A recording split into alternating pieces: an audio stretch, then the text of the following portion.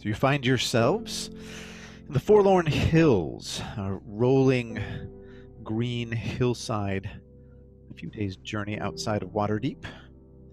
And in particular, you've stumbled across what you've been seeking, which is a huge black stone archway set deep into the hills, a couple 100 feet away from you. This is the entrance to something called the Penitentiary of Silence, an ancient Netherese prison for ultra-powerful wizards. As you assess the entranceway, you notice a small creature stirring along one side of the arch. At first, it looks like it might be a small dragon, but its wings are leathery. It is brownish and red in complexion. And as this small dragon-like creature crawls out, you notice the tail, like the tail of a scorpion. It is a baby wyvern, and it appears that a wyvern nest has been made in the portal that you need to pass through next. Welcome everyone to another live one-shot hotshot session. I'll be your Dungeon Master, Robert Peak, and tonight we'll be playing a self-contained D&D adventure and hanging out and maybe chatting a little bit about it afterward. So to kick us off, I'm going to cut, in the recording anyway, I'm going to cut now to the introduction for the characters, and after the jump, we will figure out how on earth they got here.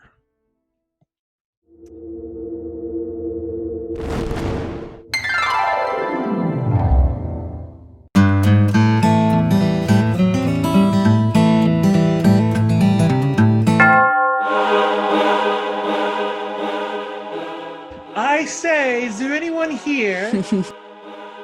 Yeah, I feel well done.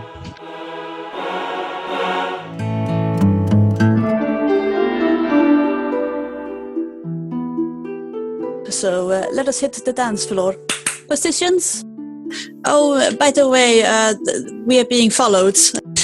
You guys are doing wonderful.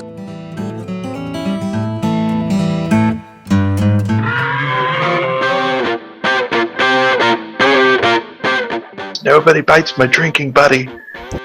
I love killing creatures, but making them run in fear feels pretty good too.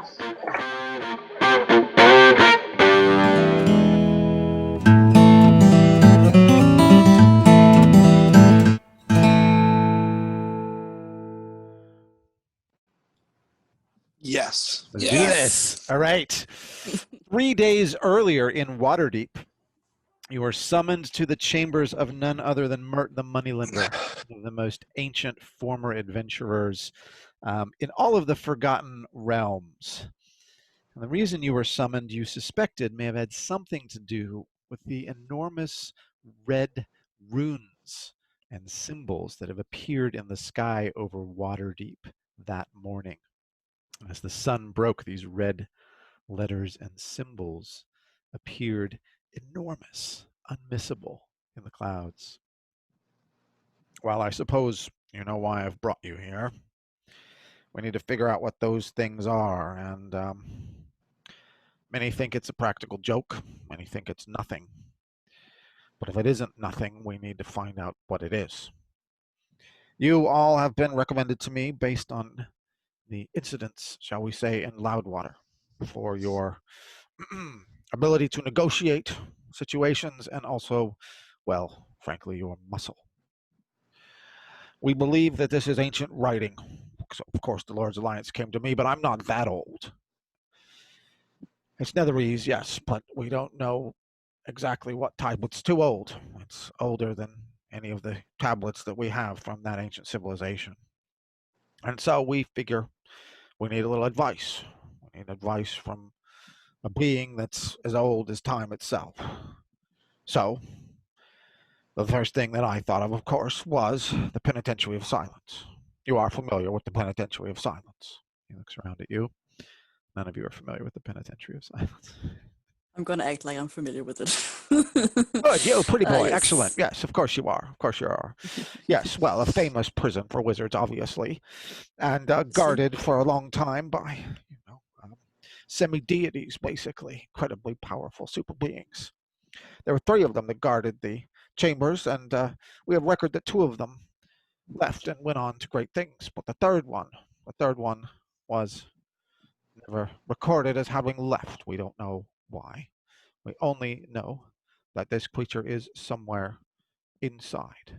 And then with Inkias, we don't know exactly who or what he is. But if you can get Inkias to talk, if you can get Inkias to come out of the Penitentiary of Silence and just look up into the sky and tell us what the heck this thing means, we'll be very grateful for you. We'll be very grateful to you, because basically, if it is something dangerous, you would be the salvation of all of Waterdeep. And if not, well, it's an interesting adventure, isn't it? What do you think? Pops a tangerine into his mouth. Well, certainly, this creature that you speak of may be able to tell us what the meaning of this. But since it is in ancient Netherese, it could be possible that it is a creation of his own. At least we will know more if we go there. The creature himself is, if he was down there, is not left for millennia. At least that's what we think.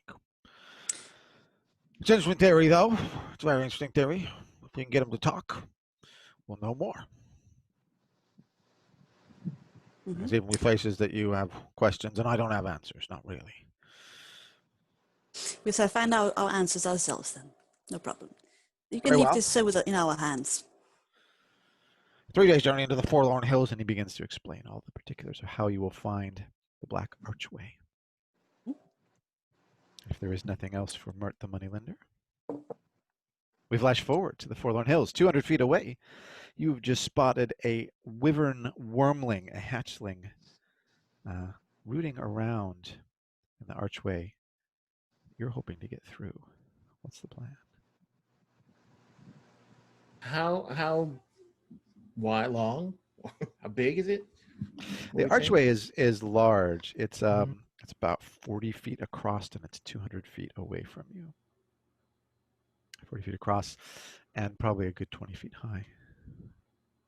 And the creature, like how much would you say? Like volume, weight? Like how big is it? I know it's like a young one. It's a real young one. It's probably it's not much larger than Urki. Okay. Although its wingspan is probably a bit larger than that. Okay. Wormling. That means maybe the mother and the nests might be nearby.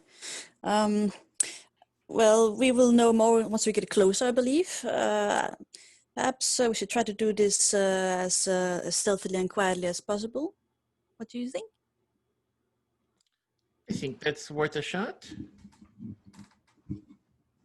What about you, big guy?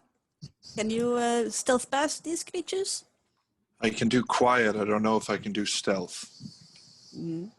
But we'll try. Well, we'll try. Perhaps it would help if I use a bit of magic to help get us through. Oh, good. I love magic. I love missions that. Oh, he loves any mission that has to do with magic and talking and writing. This is his dream. Trifecta. But yeah, let's try to get me as quiet as possible. This might feel a little bit weird, and Gideon casts his spell. He's casting invisibility at a higher level, at 4th level, so that everybody can turn invisible. Oh wow! Okay, invisibility at 4th level gets everyone invisible, and you hold out your hands, and hands shimmer away into the clear air. You are, however, still audible, and your footsteps may be visible. So if you are trying to sneak up on this thing, you need to all give me a stealth check, but invisibility will let you do that at advantage. So that's a dexterity stealth. And what else? Before we leave, Guinness is just going to say, worry not, Eki, you were born for greatness. You can handle this. Trying to inspire you before we go. Oh, good. You feel inspired, Urki? Should I have inspired Marshall first? But yeah, we'll find out. It's gonna be interesting. Marshall, are you in armor that imposes? Yeah, so disadvantage? I'm at Yeah, disadvantage. I'm at disadvantage, so I guess You're now normal. no, I'm normal. You get to roll at That's normal. That's where I'm at too. Yeah, right. Better than Okay, we got disadvantage. 2 disadvantages and an inspired Urky. Mm-hmm. Gideon the Gilded. Give me some rolls. Let's see how we do. 200 feet Advantage. approach up and down the hills. My God. Ooh. I got What's a that? 2. I'm gonna save that bardic inspiration because I don't think a 2 plus 8 dear. is gonna swing it. I mean, I got a natural 1 with my advantage, so that could help. Yeah, let's make that another natural one as well. Wow. I got a natural 20, and you got a natural 1. Yeah. Okay. Oh, I thought you said natural one. I got a nat one. So you got a nat Wow. 20, Randy, with your Yeah. inspiration? All right. And Marshall got a nat 1 and you got a 2. Oh, this is Solid 2. fantastic. Great, All right. guys. This is great. Urky and Marshall, you two are out front. You get about 80 feet away. Gideon, you're kind of around the other side, sort of flanking in, and the two of you, both being invisible, manage to run into each other. And at the sound of the clanking of chainmail and Urky's tough, scarred hide, you hear a cry from the skies above. And Mama Wyvern is hovering above you. Everybody roll for initiative. The best laid plans of Orcan men. I got a 12. The 6. 6 as well. Who wants to go first? Let me go first, just to see what happens. Yeah. All right. that way you can clean it up if you need to. All right. You got a wyvern hovering above you. It has a very fast flying speed. It sees the two of you getting way too close to its baby's nest, and it just comes after you guys. So it's you guys are still invisible. That concentration, Yeah. Gideon. Okay, so yeah. So if you do take some damage, just remind me you're going to need to make some con saves. But this thing is going to come after you guys, and it is just pissed. It has not seen Gideon, as far as you know.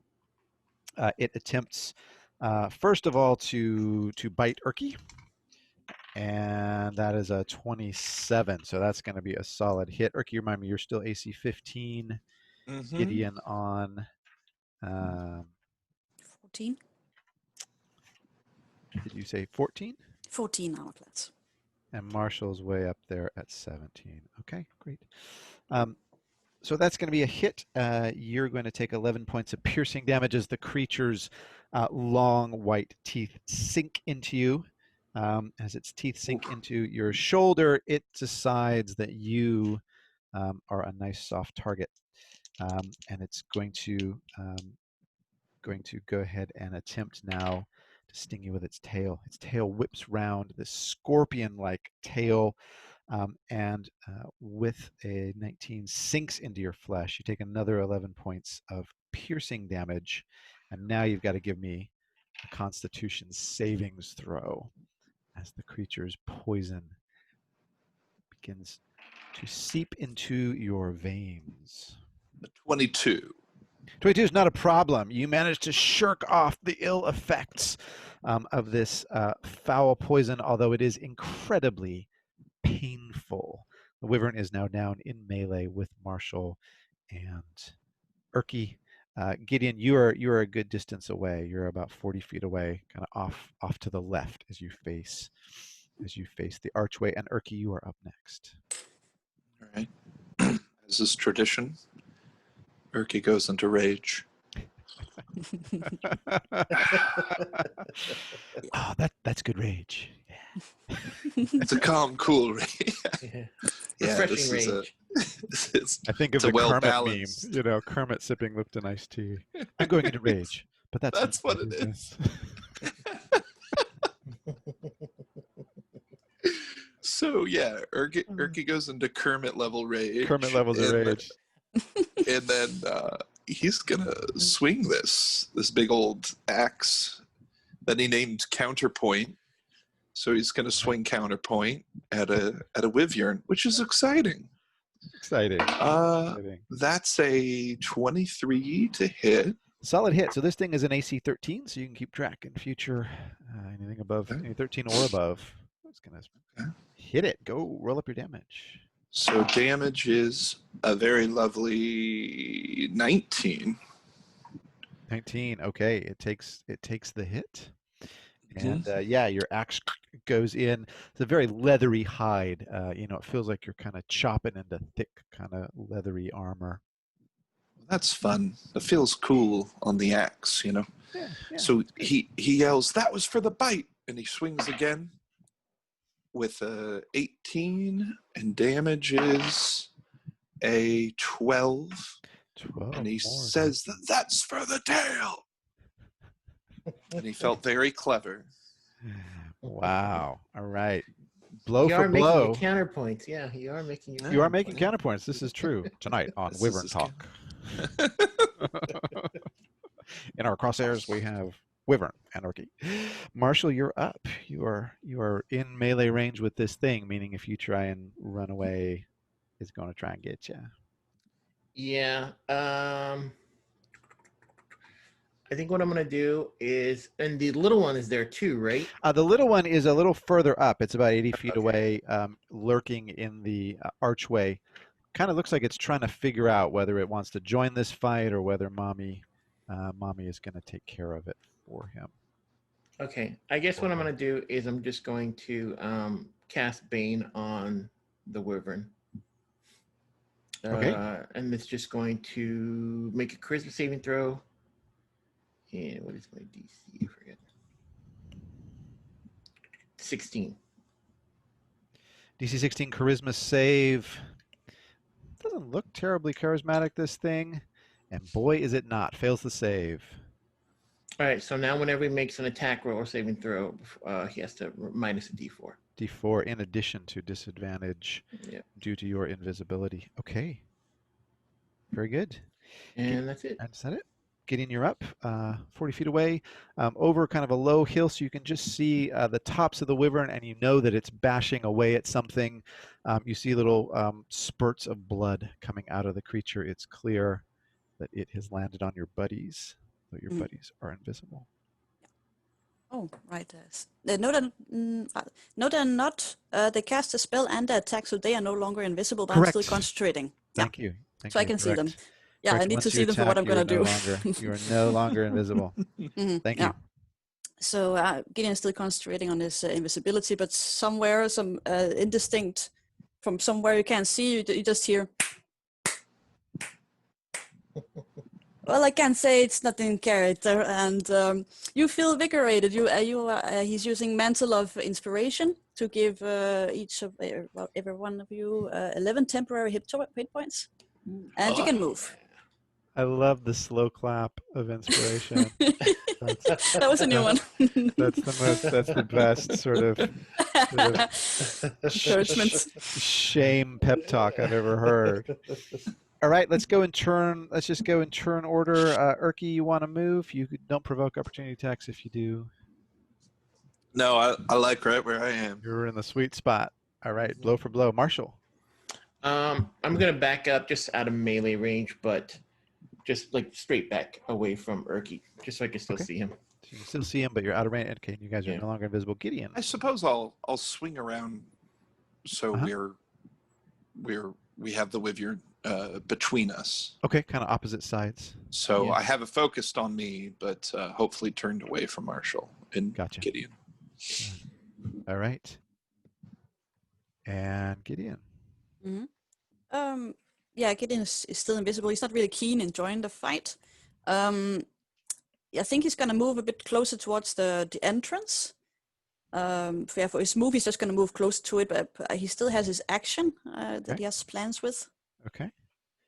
So you move 30 feet. You can get within about 10 feet of the entrance, but you would need to give me another stealth check at advantage, since you know, these creatures are very much on the alert at this point, having been Mhm.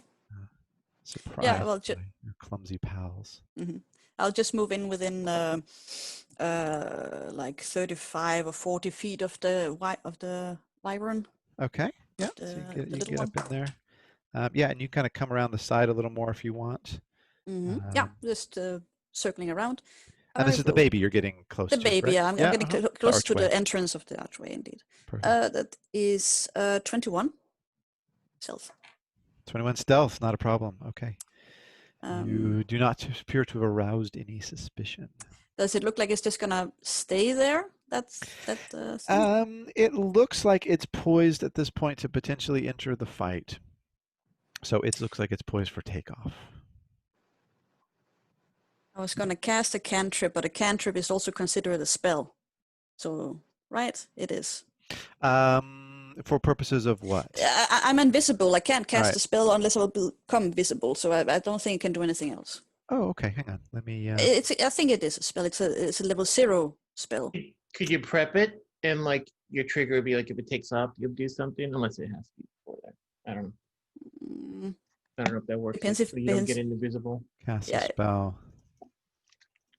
It's a great question. I think Cantrip is a spell cantrip. that can be cast at will without a Yeah. without a slot, basically. Yeah, So yeah. yes, I'm going to say that would endure invisibility. No problem. I'll just use my action and my movement just to try to find cover in case I become Great. invisible. Yeah. Great. Okay. Yeah, you can go Done. ahead and find cover. So you are at half cover, and at this Done. point, Baby Wyvern takes to the sky. Baby Wyvern flies up over Mama Wyvern.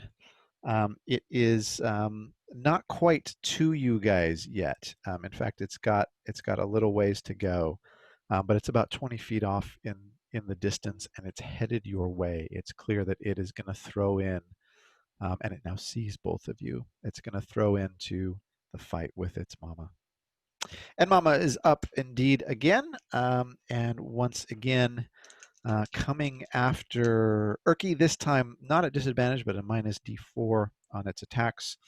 First, the bite, which is going to hit even without a minus D4. Oh, wow. So that's 11 points of piercing damage. You're in rage mode, so you only take half of that. You take 5. And now the good old stinger, nat ones. And so the stinger just completely, you just completely managed to parry that stinger blow, and the stinger is now kind of resting on your arm. You can see poison dripping out of the tip of it, but it has not injected itself into you, and you are up.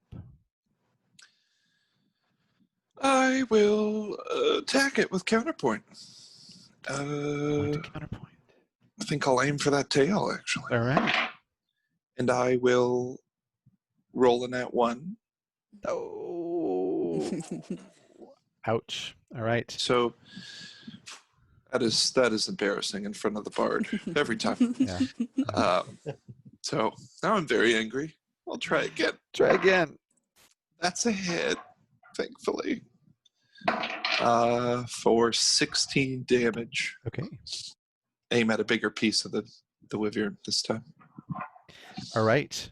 Yes, yeah, and you do manage to hack into part of the wing where a couple of these kind of splayed finger-like bits are, and you just slash into the wing there.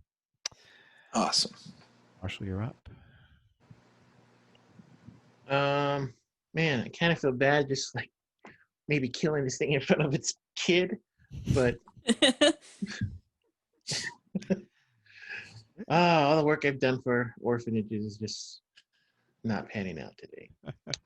I guess what I'm going to do is I'm just going to, having seen Erky kind of flail at that first attack, I'm going to cast Bless on, I guess, me and Erky, because I can't see Gideon, right? Nope. Nope. Okay. Gideon is under cover and also still also still invisible. He has not cast a cantrip. Less concentration. It is concentration. That's what I'm just seeing right now. And Bane is as well. Yeah. So I guess what I'll do is I'll just use Sacred Flame against it. All right. So it has to take a dex save. Deck 16. Yes, sir. That's a fail. Okay. Ooh. Your Sacred Flame strikes true. Good thing I pulled my D8s out separately. What color is that Sacred Flame, by the way? What color is it? Yeah. It looks like it kind of is similar to. It's a kind of a weird thing, like my little cherubs that have like the kind of black eye and stuff like that. Yeah. It's like that, except it's got a little bit of blue in the middle of it. Oh, okay, nice. You got a whole like color scheme for your All yeah, my little, the kind of little black and blue going like on. this. Good. Cleric's got to accessorize,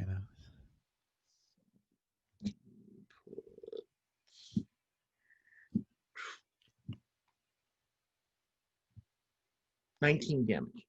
Ooh. All right. That's a hefty amount of damage. This thing is now looking bloodied. Its wings are sort of ragged, and it's got these kind of deep scars. And with that, being engulfed in this black and blue flames, it's starting to breathe more heavily. It's clear that it is injured. Anything else? Oh no, sorry. Gideon, you are up. I was just basking in that I actually hit something and it did some damage. Yeah. It's kind of a new experience for me. Yeah, no, yeah. How's it feel? Pretty good, pretty good. Excellent. One of those save and suck spells. Yeah. Save or suck. Mm-hmm. All right, Gideon. All you. Yeah. Gideon's not really eager to get into a fight, but of course, if it's to help his buddies, he will.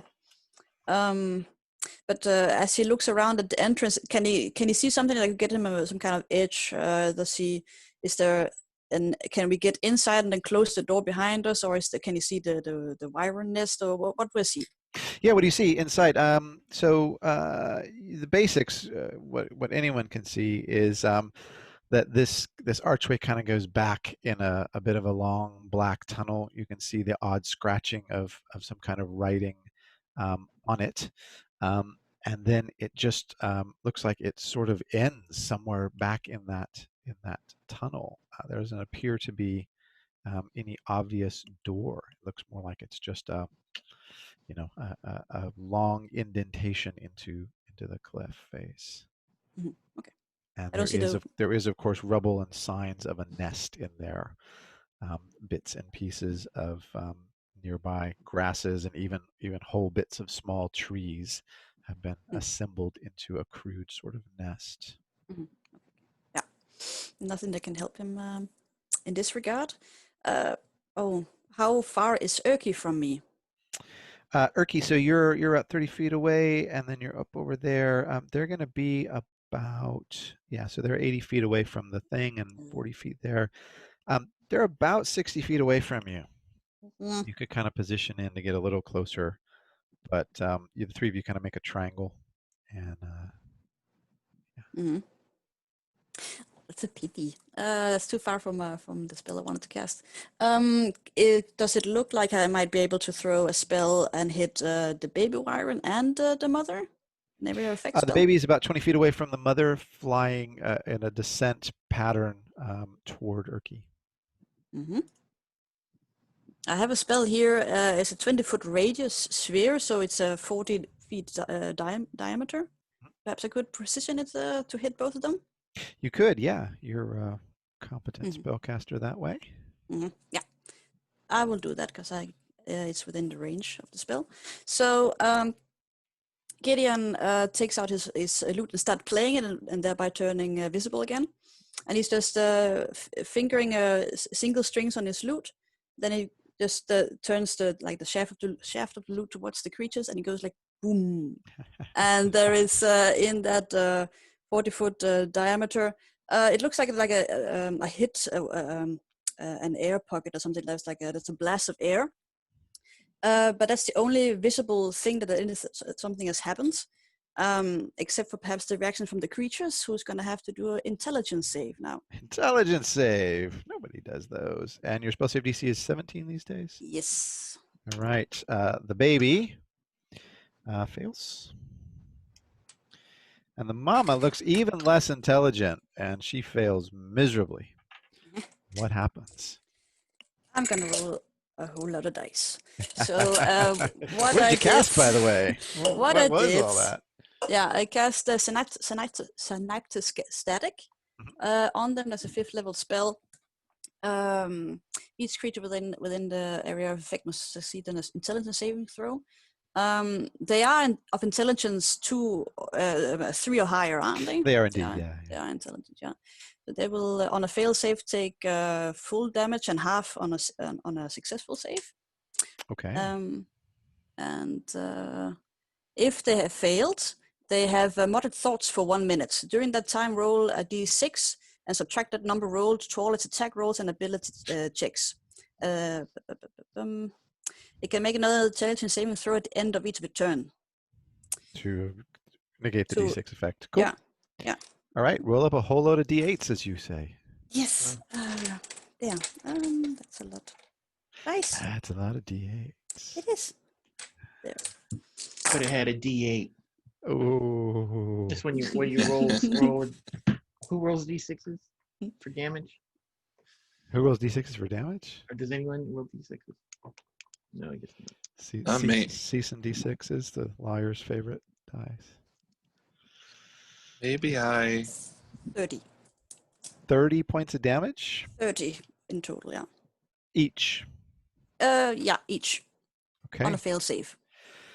Okay, and so yeah, all you guys notice is as Gideon said, this kind of Randy said, this kind of gust of wind, but the creatures suddenly look as though they've been picked apart by vultures. They are just almost skeletal, and the baby is having trouble keeping aloft as its wing membranes are slashed, and its whole body looks like it's just been absolutely battered. Baby. Anything else? I'm sorry. Can we stop calling it the baby and just say the smaller one? Yeah, let's call it something else. The little one. Adorable infant. It now begins mewing like a small kid. And okay, the baby, as I refuse to refer to otherwise. Now, having experienced all of this, clearly feeling completely outnumbered, the wyvern mother cries out to the baby, and the baby turns, and before swooping down toward Urki, turns upward and makes an upward ascent and begins flying away in retreat. The wyvern itself now attempts the same. It is going to actually disengage from Urki. Smart move. So it sort of parries any remaining blows as it beats a retreat. It beats its huge wings, and you can see that again they're completely ragged with slash marks and holes. It is also sort of burned from the sacred blue flames. It rises up into the air and begins flying away with its adorable little baby. Right, can Unless we we continue? want to pursue, we can leave a turn order. You're still in rage mode, Urki, but it's about its flying speed is about 80 feet. It is now 80 feet off in the distance, about 20 feet high and 30 or so feet above you. Urki watches briefly and then looks over at Gideon in a whole new light. Wow, that was dark even for me. I guess you don't like babies very much. I thought it was kind of cute. Well, I don't like it being held up. I say, Gideon, the next time we find ourselves sitting around the camp, and I ask you to play a song, do not play that song, please. Oh, this song is reserved to, babies. I guess. A lullaby. Lullaby. Oh, charming. Yes. A lullaby loot gun. I love it. I'm glad to know that magic has spells particularly for harming babies. I I like it less and less. Every time I think I couldn't like it any less, there's a baby killing spell. Yeah, I've learned some new spells these past few days, but since our encounter in the tomb of Roguebeard with the necromancer, there are just some creatures that should have no mercy. All right, I do want to. If we're out of turn order, I do want to just tend to Urki's wounds really quick. Okay. All right, I'm gonna just do a quick cure wounds on him. Let's see if this rolls it out. Oh, it rolls it. Okay, 12 hit points back to Urki. Great. You get out your little nurse's outfit to do that. You get out your Yeah. get out the little So I still have hat. the bardic inspiration. It's a +8 to checks in saves. It has been increased. It's a D10 now for any D20 roll, and it lasts for 10 minutes. 10 minutes. Any D20 roll. Oh, 10 minutes. Wow. Okay. There's also ability checks and attack rolls. Yeah, up to 10. Great. All right. So yeah, with the cure wounds and all that combat and everything, you've spent only about a minute. So you still got some time with that, feeling so inspired by that slow clap. Yikes. All right, shall we press on? Please. Okay, the three of you enter the archway. It goes back for another 40 feet or so, and as I mentioned, it seems to just end in a smooth, dark stone. What's your marching order, by the way? Who's out front? As you kind of head there. Okay, Urki. Well, then probably me and then Gideon.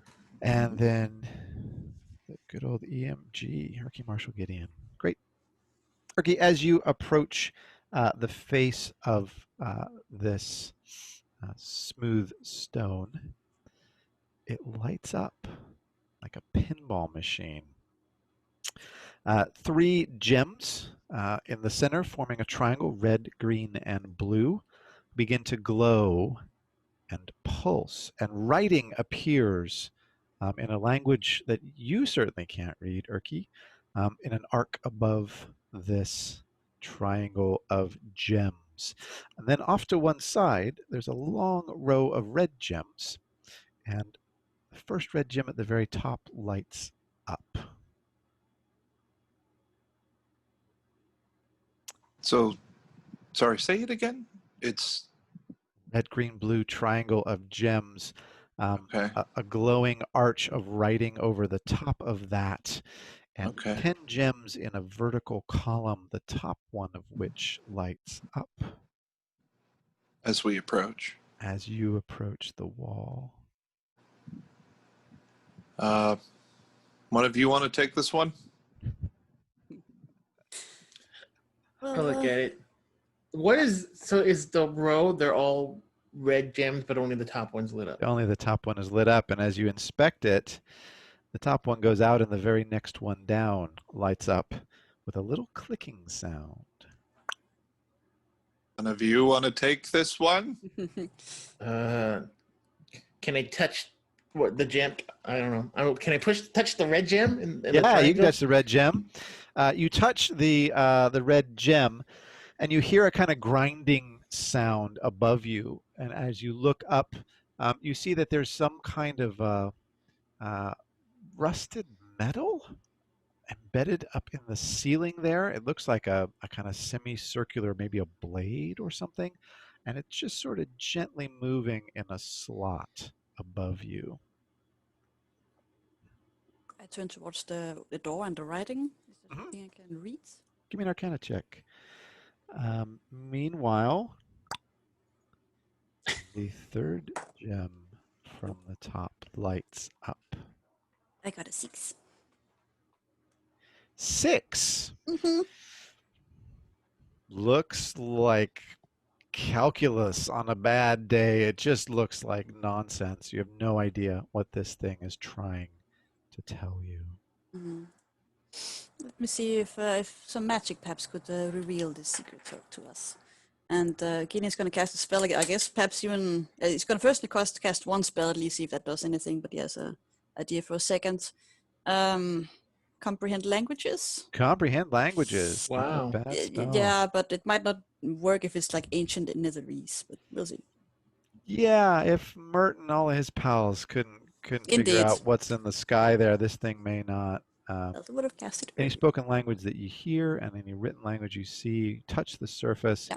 Takes about a minute to read a page of text. Fortunately, this is a sentence or that equivalent. Mhm. It doesn't recode glyphs or secret texts. Yeah, okay. So you touch this thing, Mhm. and what I'm going to do with comprehend languages active, I'm going to give you advantage on your next Arcana check and just see if you can Mhm. catch some of what this is. All right. What is Erky doing? Just standing back. Erky's gonna take his bedroll and just sort of shuck it across. See what happens to it. You're still inspired. You can use that for something. Maybe. Okay. I mean, I could. That's true. So you're throwing If this- blankies at it. That's your strategy at this point. Is Yeah, I throw wanna a blankie. I want to see if it makes the sharp metal thing react. Ah, okay, some yeah, the way. metal thing in the ceiling. Yeah, you kind of chuck a soft object up in that direction, and yeah, it doesn't move. It doesn't slice it in any way. But now the fourth of 10 gems from the top is lit. And Right. as it lights up, you notice that actually there's a kind of a stone panel, what looked like completely smooth stone, a little bit of stone off to the left. It's about just 1 foot by 1 foot square, comes out ever so slightly. It slides out a couple of inches and creates just a little irregularity in the wall there. How did you do? It like through the course of that, it's when it popped out. Yes, when the click Okay. happened, it just changed. Gideon, how you doing? I'll roll with that advantage for You get an Arcana. advantage on your Arcana to see if you can figure out what on earth this thing is saying. I needed that. With the advantage, it's 22. Beautiful. It says, in effect, have courage. I don't know. I don't think with the spell I will know what kind of language it is. No, you just. I can just read it. know, It's common to despite me, this- basically. Despite this being, it just looks like suddenly it falls into place, and you see this saying, "Take courage." Hmm.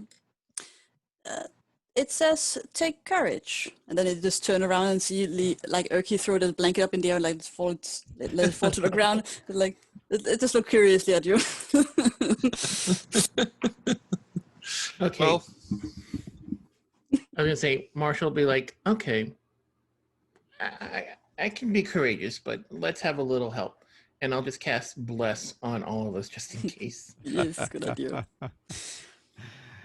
When in doubt, pray a little. Pray that- as But- you- After I do that, I'll push another stone. Can I push the green one? you can push the green one. Oh wait, don't you get something, Randy, or no? No, I thought as you Randy was push gonna the say green something one, the gem countdown timer, as it were, clicks down to number 5, and the 3 gems begin flashing in a kind of circular pattern. This triangle of 3 gems begins sort of flashing around. I don't know if you remember the old memory game, but it's a bit like that. And this place is starting to look a little bit more like a disco. I don't like the look of that. mm, I guess he's like backing out a little bit. I don't know. What should we do? Okay, the passageway is 40 feet, and you are at the back, Gideon, as always. So you step a little ways further back toward the entrance. Mm-hmm. Erky's thinking, take courage. I already have more courage than anyone in the world.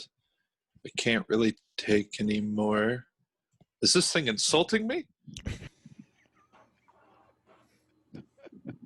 And he looks at them and says, I think I'm just going to walk through it. Walk through a closed door? I mean, please be my guest. Well, how else do we go through? I have more courage than we need for all of us. The 6th gem is lit of 10. I heard that the most courageous of individuals always push the blue gem. Okay. And Erky hits the blue gem. All right, and so when Erky hits the blue gem, you hear another little click, and the 7th of 10 gems is lit, and now the gem pattern begins going the other direction. It begins swirling counterclockwise, whereas before it was swirling clockwise. I think that's a good sign. Yes. What else can I do? In all my experience of swirling gems, this seems like it's a good idea. Could come out for it. Erky starts pushing on the door to see if there's Just start pressing on, seeing if you can see a panel or something. Okay, give me an investigation check there, Erky. Okay. Oh yeah. That's a 15, but I'm going to use this bardic inspiration. Okay. So why not? Oh, I rolled the 10, right? So Get an extra D10 on that. So a 20. 20, solid. Okay. And with that, you find there is a kind of tiny hairline seam down the middle of it. And as you press your hands into the seam and try and kind of see, can you part this door or something like that? The 8th of 10 gems opens, lights up for you. Gideon, how you doing? What are you thinking? Where are you at? You're down there at the back. Don't want you to feel lonely. Mm. Well, Erky, you certainly are the most courageous of all of us. I myself am certainly not as courageous as you, and I am a bit uneasy to be standing in this small corridor once that count reaches 0. He's like at the edge. He's in the back of the group, just looking a bit nervous. What do you think? Should we do? I think we should take courage. And he takes his counterpoint, Yep. and he starts trying to push it into the little crack, the little there. hairline crack, and start trying to open her up. Finagle it. Open it up. All right. That's kind of you're suddenly the rogue of the group, Ricky. This is great. Yeah, you're like prying open the secret door. Okay. With that, go ahead and give me a. Well, you could give me a dex check, but I'm thinking you could also give me a strength check if you wanted to. See how you're doing with prying that thing open. I'll go strength. I'm just pushing. Yeah, just push. Just go ahead and give me a push. See what you Okay. can do to this thing. That's a 27. Okay. Whoa. Full might, full force of Erky goes with axe first into this hairline seam and begins to wedge it open. As it wedges it open, the 9th and 10th gems light up, and suddenly all of the gems go dark. The little stone on the side slides back in, the little imposing blade in the ceiling slides back in, and most importantly, the 2 doors slide open. This writing that said, "Take courage" on the top dims. You see a passageway in front of you, a kind of landing, a kind of circular opening, and leading out from it, there are 3 doors. One straight ahead of you, one to the left, and one to the right. You've entered the Penitentiary of Silence. Well Erky done, leans Erky. on Well done. Erky leans on the side of the threshold and says, "Shall we?" But he puts the blade over his shoulder and saunters in. Checking his fingernails. Yeah. Looking good, Erky. Trap detector and diffuser. Erky on bomb squad. Mm-hmm. Bomb squad. He's like the worst done. person to ever be on Worst bomb person. squad. Just smash it. Yeah. Do you say the green wire or the red wire? Wait, I'm red-green colorblind. Ah. Well done. I never doubted you, Erky. Why would you? Never doubted from halfway outside the tunnel. Mhm. That's right.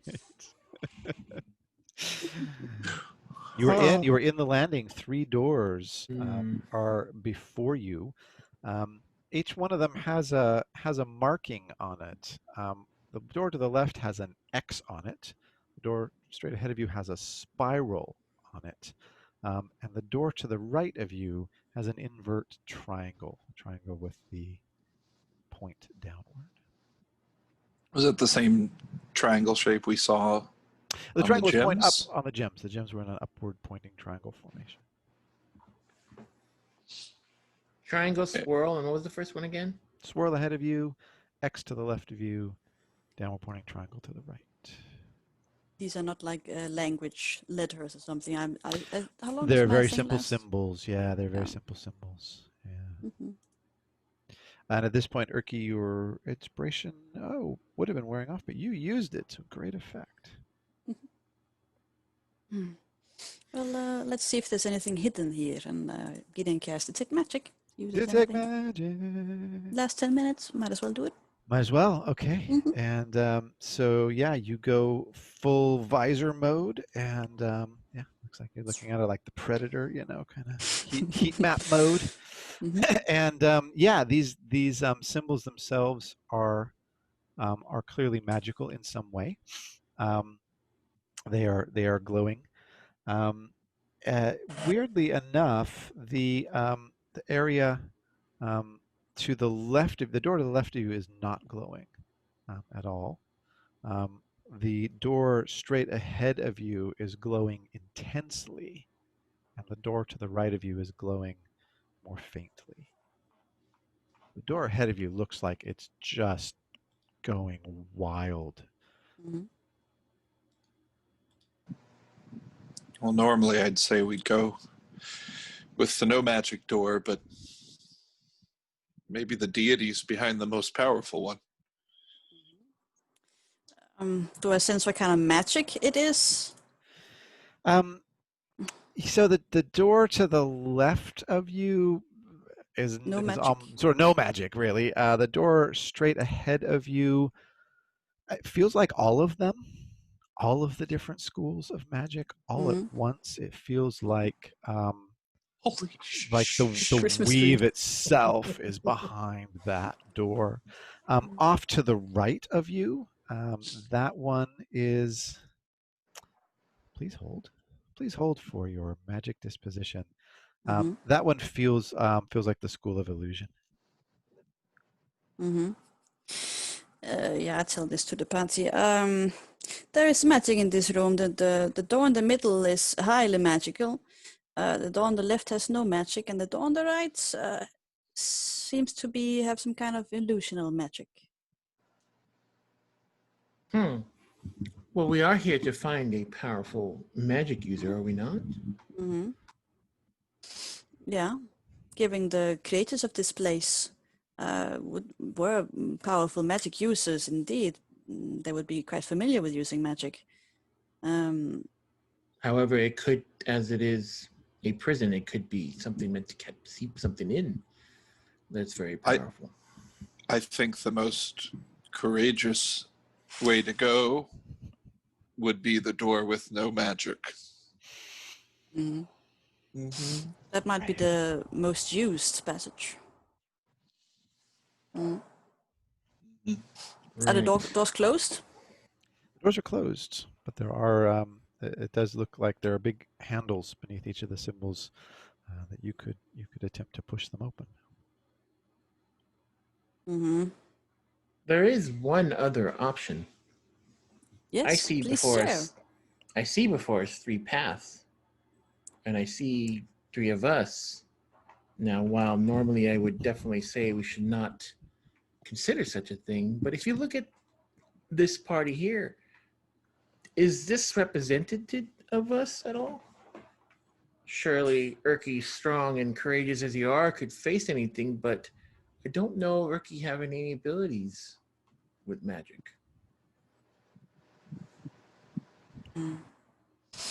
Yeah, there were. A hearty not shake of the head there, Erky. That was with feeling. Not at all. No. No, that's pretty obvious. It doesn't need a comment. Just nope. Well, it's None of pretty that. obvious which door would fit Urki in that case, but yeah, there were indeed 3 gems, now 3 doors, and there's 3 of us, but this is just coincidental. We're looking for one person down here, the rest, yeah, I'm not sure we should split up. That's probably most prudent. Well, if we want to check, we could at least check the most courageous path first, right, Urki? And then, if anything, we can always maybe come back and look at the others. Mm-hmm. Yeah. If you say so. This door did have some illusional magic. I will give it a closer look, closer inspection. See what this, if it is really a door. Like, Okay, you're looking at the door to the right. Yeah. School of Illusion. Okay. Mm-hmm. That door with the downward pointing triangle. You reach out and just touch the handle with your bare hand. Is that the idea? I inspect it, knowing it's an illusion. I can use my mage hand if I need to. Okay. Yeah. Go ahead and give me an investigation check, and you can use a little mage hand to see what's going on with that door. Investigation. What is that? 12. 12. Okay, not amazing, but not an absolute train wreck. Mm-hmm. It is clearly a door. It is clearly a physical door, a real door, not an illusion. Whatever is behind it is from the school of illusion, magically speaking. Doesn't necessarily mean that's an illusion per se either, but it is a real door. You could, in fact, push it open if you wanted to. Whatever kind of locks or restraints or whatever was formerly holding this thing shut has long since faded away. It is a door that could be opened. You just, with your mage hand, you see that you could, even with a mage hand, begin pushing it if you wanted to. Mm-hmm. Well, there's definitely magic behind this door. Which door would you prefer to be take first? The most courageous one, yes? Mm-hmm. Mm-hmm. Agreed. Yeah. It's working Urki. with us so far. Urki, Slayer of Doors, please lead the way.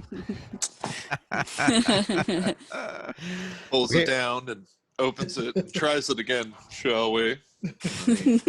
Saunters through. You missed your calling as a doorman, Urki. I just think, all right. Yeah. It's got a lot of threshold swagger. The threshold swagger. Yeah, that's right. That's right. You like Gideon, you gotta make an entrance, Mm-hmm. Mm-hmm. The door opens. All is dark within. Urki, you have dark vision. You can make out there is a pit. It's about it basically it's a circular room, and it drops down about 10 feet into it looks like a pit. Looks to you, in fact, reminds you a lot of the gladiatorial pits from your former life, and you see staked into the walls bits of chain and shackles that have long since deteriorated, for they were nothing but normal metal. Otherwise, it is eerily silent in here, and basically the ledge you are on only goes for about 5 feet, and then it just there's a staircase descending down into this perfectly circular stone pit. Urki tells the group this, and he was born and raised in the gladiatorial pit, so he hasn't seen another one. So Urki's kind of interested to see, how they made their pit, what the differences are in the architecture and the where the audience would be. if there's any cool trapdoors. So he's actually pretty interested in this pit. But, This week on This Old Pit, Yeah. we're checking out a vintage 482 DR pit. it's like checking out that show Cribs, except for Yeah. Pit my pit. gladiators. Pit my pit. Brought to you by Pimp my Pitbull. pits. Yeah, Pitbull. Yeah, check out these steel tip spikes. Stainless steel, get all the blood and gore off of it Yeah. every time. Swaggering in like a realtor, Erky, you make your way into the pit. You're having a look around, showing people the wonders of this place. I assume the two of you kind of follow down, and as the three of you reach the bottom of the staircase, you hear a sound, a kind of snorting sound, and then a kind of scraping sound. And the next I can thing, almost hear the monsters that I used to fight in the pits. so great. Wow, it's so vivid. It's all really coming back to you, and indeed it does really come back to you as two doors slide open to the left and to the right of you as you near sort of the center of the pit, and you see two mechanical iron bowls, two sort of constructed bowls with glowing green eyes, with a little bit of sort of green billowing breath coming from their nostrils. They begin stamping, and they get ready to charge. Everyone can roll for initiative once more. Do we recognize it? This is something we fought before? You can give me, it's going to be another Arcana check, definitely not a nature check on these things. I guess it depends on how time works, Randy. This is true too, yes. True, you true, might have faced one of these in a different setting entirely. 11 for Marshall. Okay, 20. Erky has 20. okay. I also got an 11 on initiative. Who wants to go first? I'll go first. Okay, Erky, you are up first. It's clear these things are keen to charge. And how did that Arcana check go there, Gideon? 12. 12. Mm-hmm. It's a mechanical construct of some kind. You're not exactly sure what this is. Erky, you're up. These things are ready to charge. You're only about 30 feet into the pit, so if you wanted to race back to the entrance, you certainly could. Courageously, courageously. Yeah. Yeah. First and foremost, let's enter rage real quick. It's just well-balanced, low tandem rage. It's a smooth rage. It's a smooth rage coming. It's a smooth, clean rage. Full body rage. I guess I think Erky will check with the group and say, "Are we fighting these things?" Please say yes. Yes, they do not have mothers or children. Have at it. Go ahead. And he All just iron. sprints. He sprints at the first one. All right. Okay. 40 feet away. So you're a pretty fast fella. 40 feet, yeah. You can make I your can do way 40. right up in and have a bash at this thing if you choose to. All right. Bash number 1. Here we go. That'll be a 20 unnatural. That is a hit. These things are heavily, solid iron, so they're AC 19s. They're not easy to Okay. hit. But that is Oh, a hit wow. for damage. Yeah. Okay, good to know. And then that damage is a 19. Okay. Great. Yeah. And as you go to hit this thing, you realize that it's seen better days. It's sort of shambling a bit. It's not nearly as pristine as you might have hoped. It appears to be beautiful workmanship in its time, but very, very old. It's about to be less beautiful. It's about to be a lot less beautiful. I'll worry about its beauty later. The creature fights back, and it first attempts to come at you. I have another attack. Oh, sorry. No, of course yeah. you do. Yeah. Yeah. Yeah. So that's a hit, and for 13 damage. Okay. All right. This thing is beginning to look all the more rickety. Just for taking those two really solid hits with the axe. It's sort of shambling and struggling, but it does attempt to do its job. Unless there's anything else, Erky, from you. No, I admire the craftsmanship. It seemed important to you that it was beautiful once. So It was once beautiful. Erky, say of all the mechanical bulls I've seen, this one, and it's just made with care and love. I admire that. That's right. It goes to gore you with its giant iron horns, and its neck just kind of gets stuck. There's clearly something in there that prevents it from fully raising up its neck. It does then attempt to rear up and hit you with its hooves, and that is going to hit. So you would normally take 16 points of bludgeoning damage, but you only take 8 as these hooves do come crashing down upon you in your lovely smooth rage mode.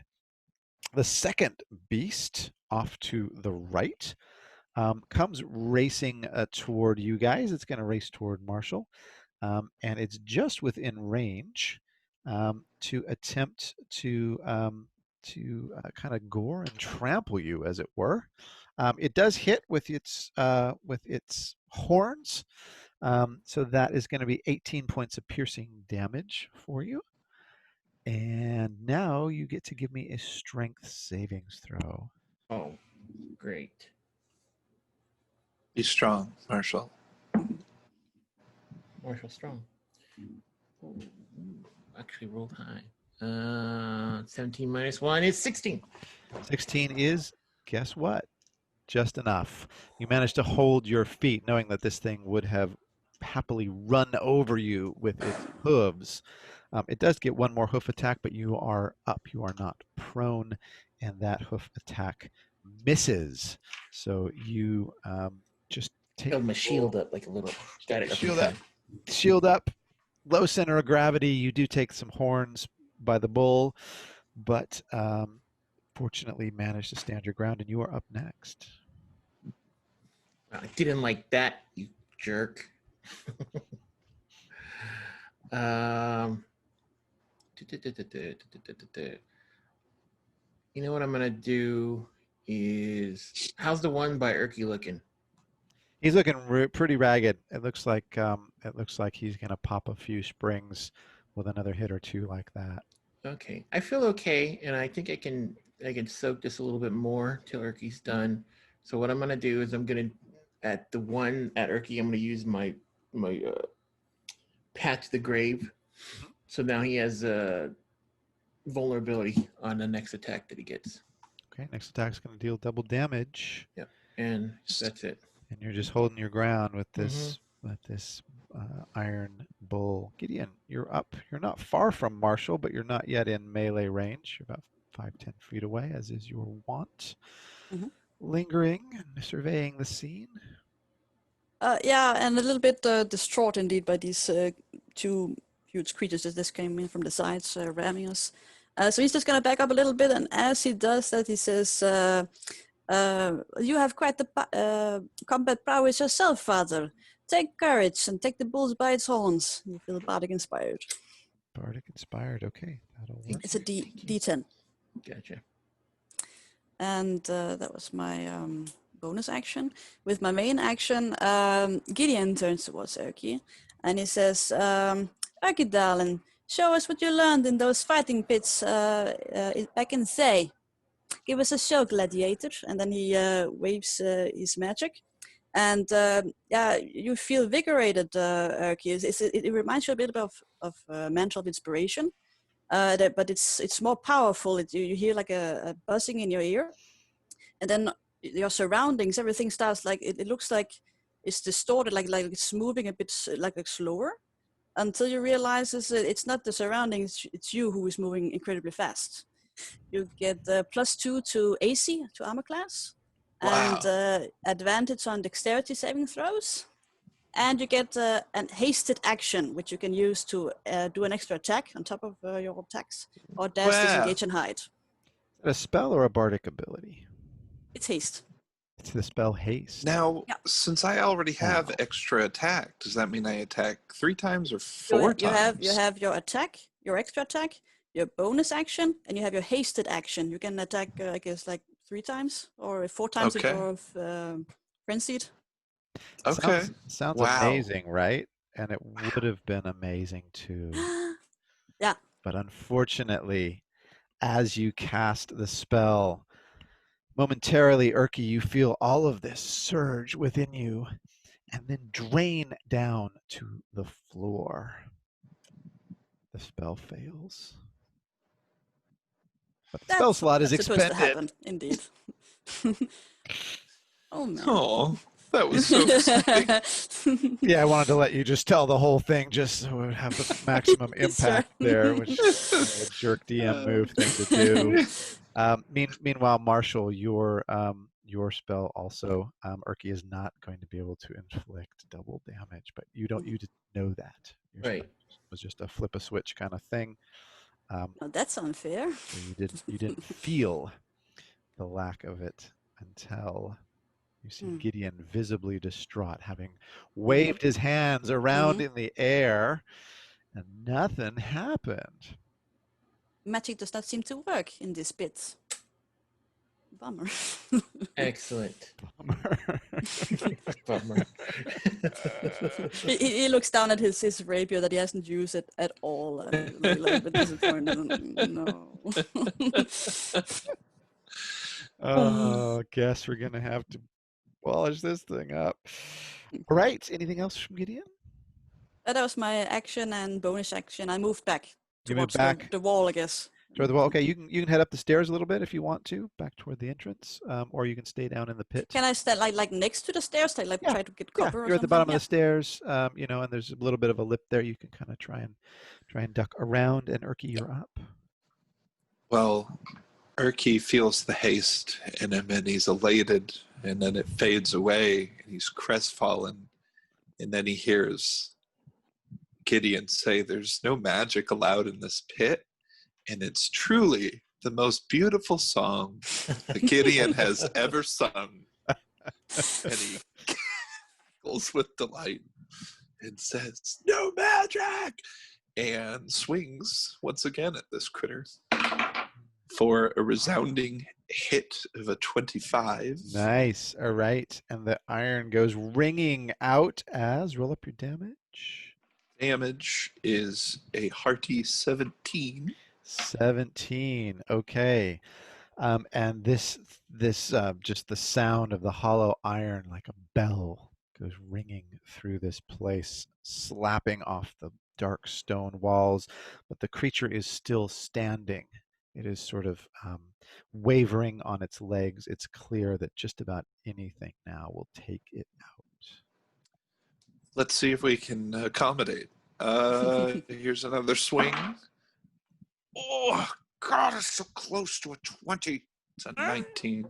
19 is just enough for an AC 19. Well, it's a 19 plus your bonus. plus Yeah. a 28. Yeah. 19. For 19 damage. And that's not a problem. How do you take this thing out of commission? Well, I can see it's just It's gone, so I give it a comical little shove with my boot. as you shove it, the whole thing just disassembles onto the floor in little pieces, and it is gone. And then Urki yells, "That dead bull gave me wings," and he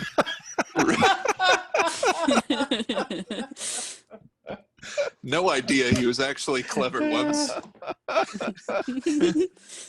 And Sprints at the other one, but he can't do anything to it yet because he has a bonus action. What can he do with the bonus action? I don't know. I can either use my new level 1 fighter thing and gain a few hit points back, but can a bonus action, turn its focus to Urki, grab it and pull its horn away from the other two? Or As a bonus, you could try to, you could kind of try to taunt it, but your bonus action usually is a very specific thing that you get. So in this case, yes, you could use a healing surge, but generally it's just going to be more like a minor action.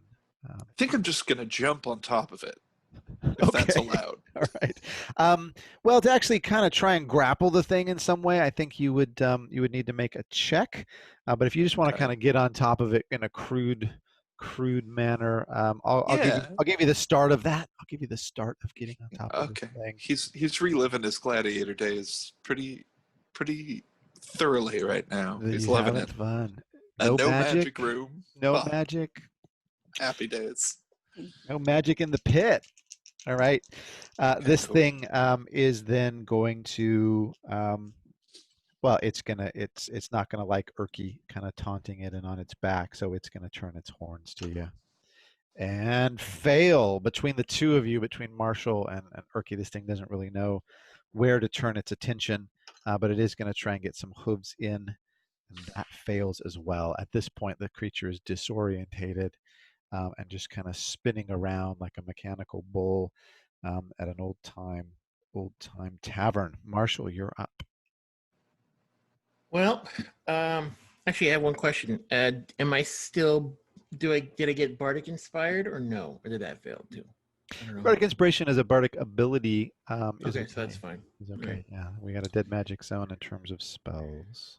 All right, I'm just gonna hold my shield up and pull out my mace and just kind of roll to hit it, I guess. All right. When all else fails, actual combat, I guess. All right, so let's roll that. If I must. If I must. Yeah, that's not gonna matter. I rolled like a 4 to attack. Do. Ching. A little tiny bell rings out as you catch the tip of a horn. All right. Anything else? No, that's it. Just hold my ground. Gideon at the bottom of the stairs, lurking around the corner, watching the show. Mhm. What's the plan? Well, seeing that Urki has taken out one of the bulls, he feels a little bit more confident. So he's just gonna stand up a bit more straight, perhaps put his back towards the wall a little bit, and he says, "Well, it looks like you guys have got this.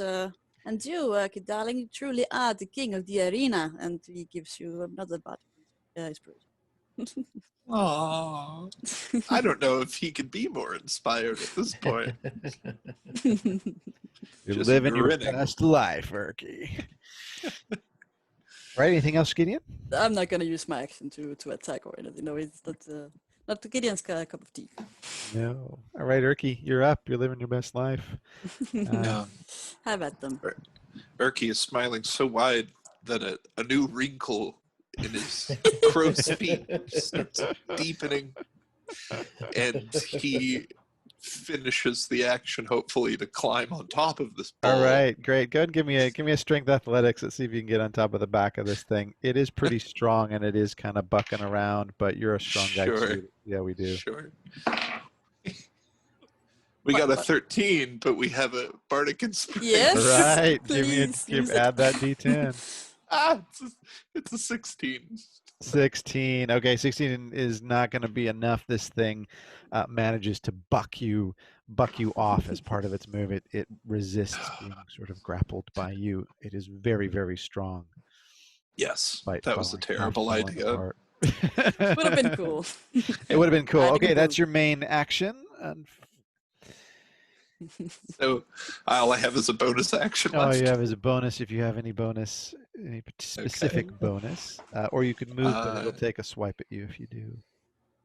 I think that I'll do this new fighter thing. I'll roll a D10 plus 1, gain a little health.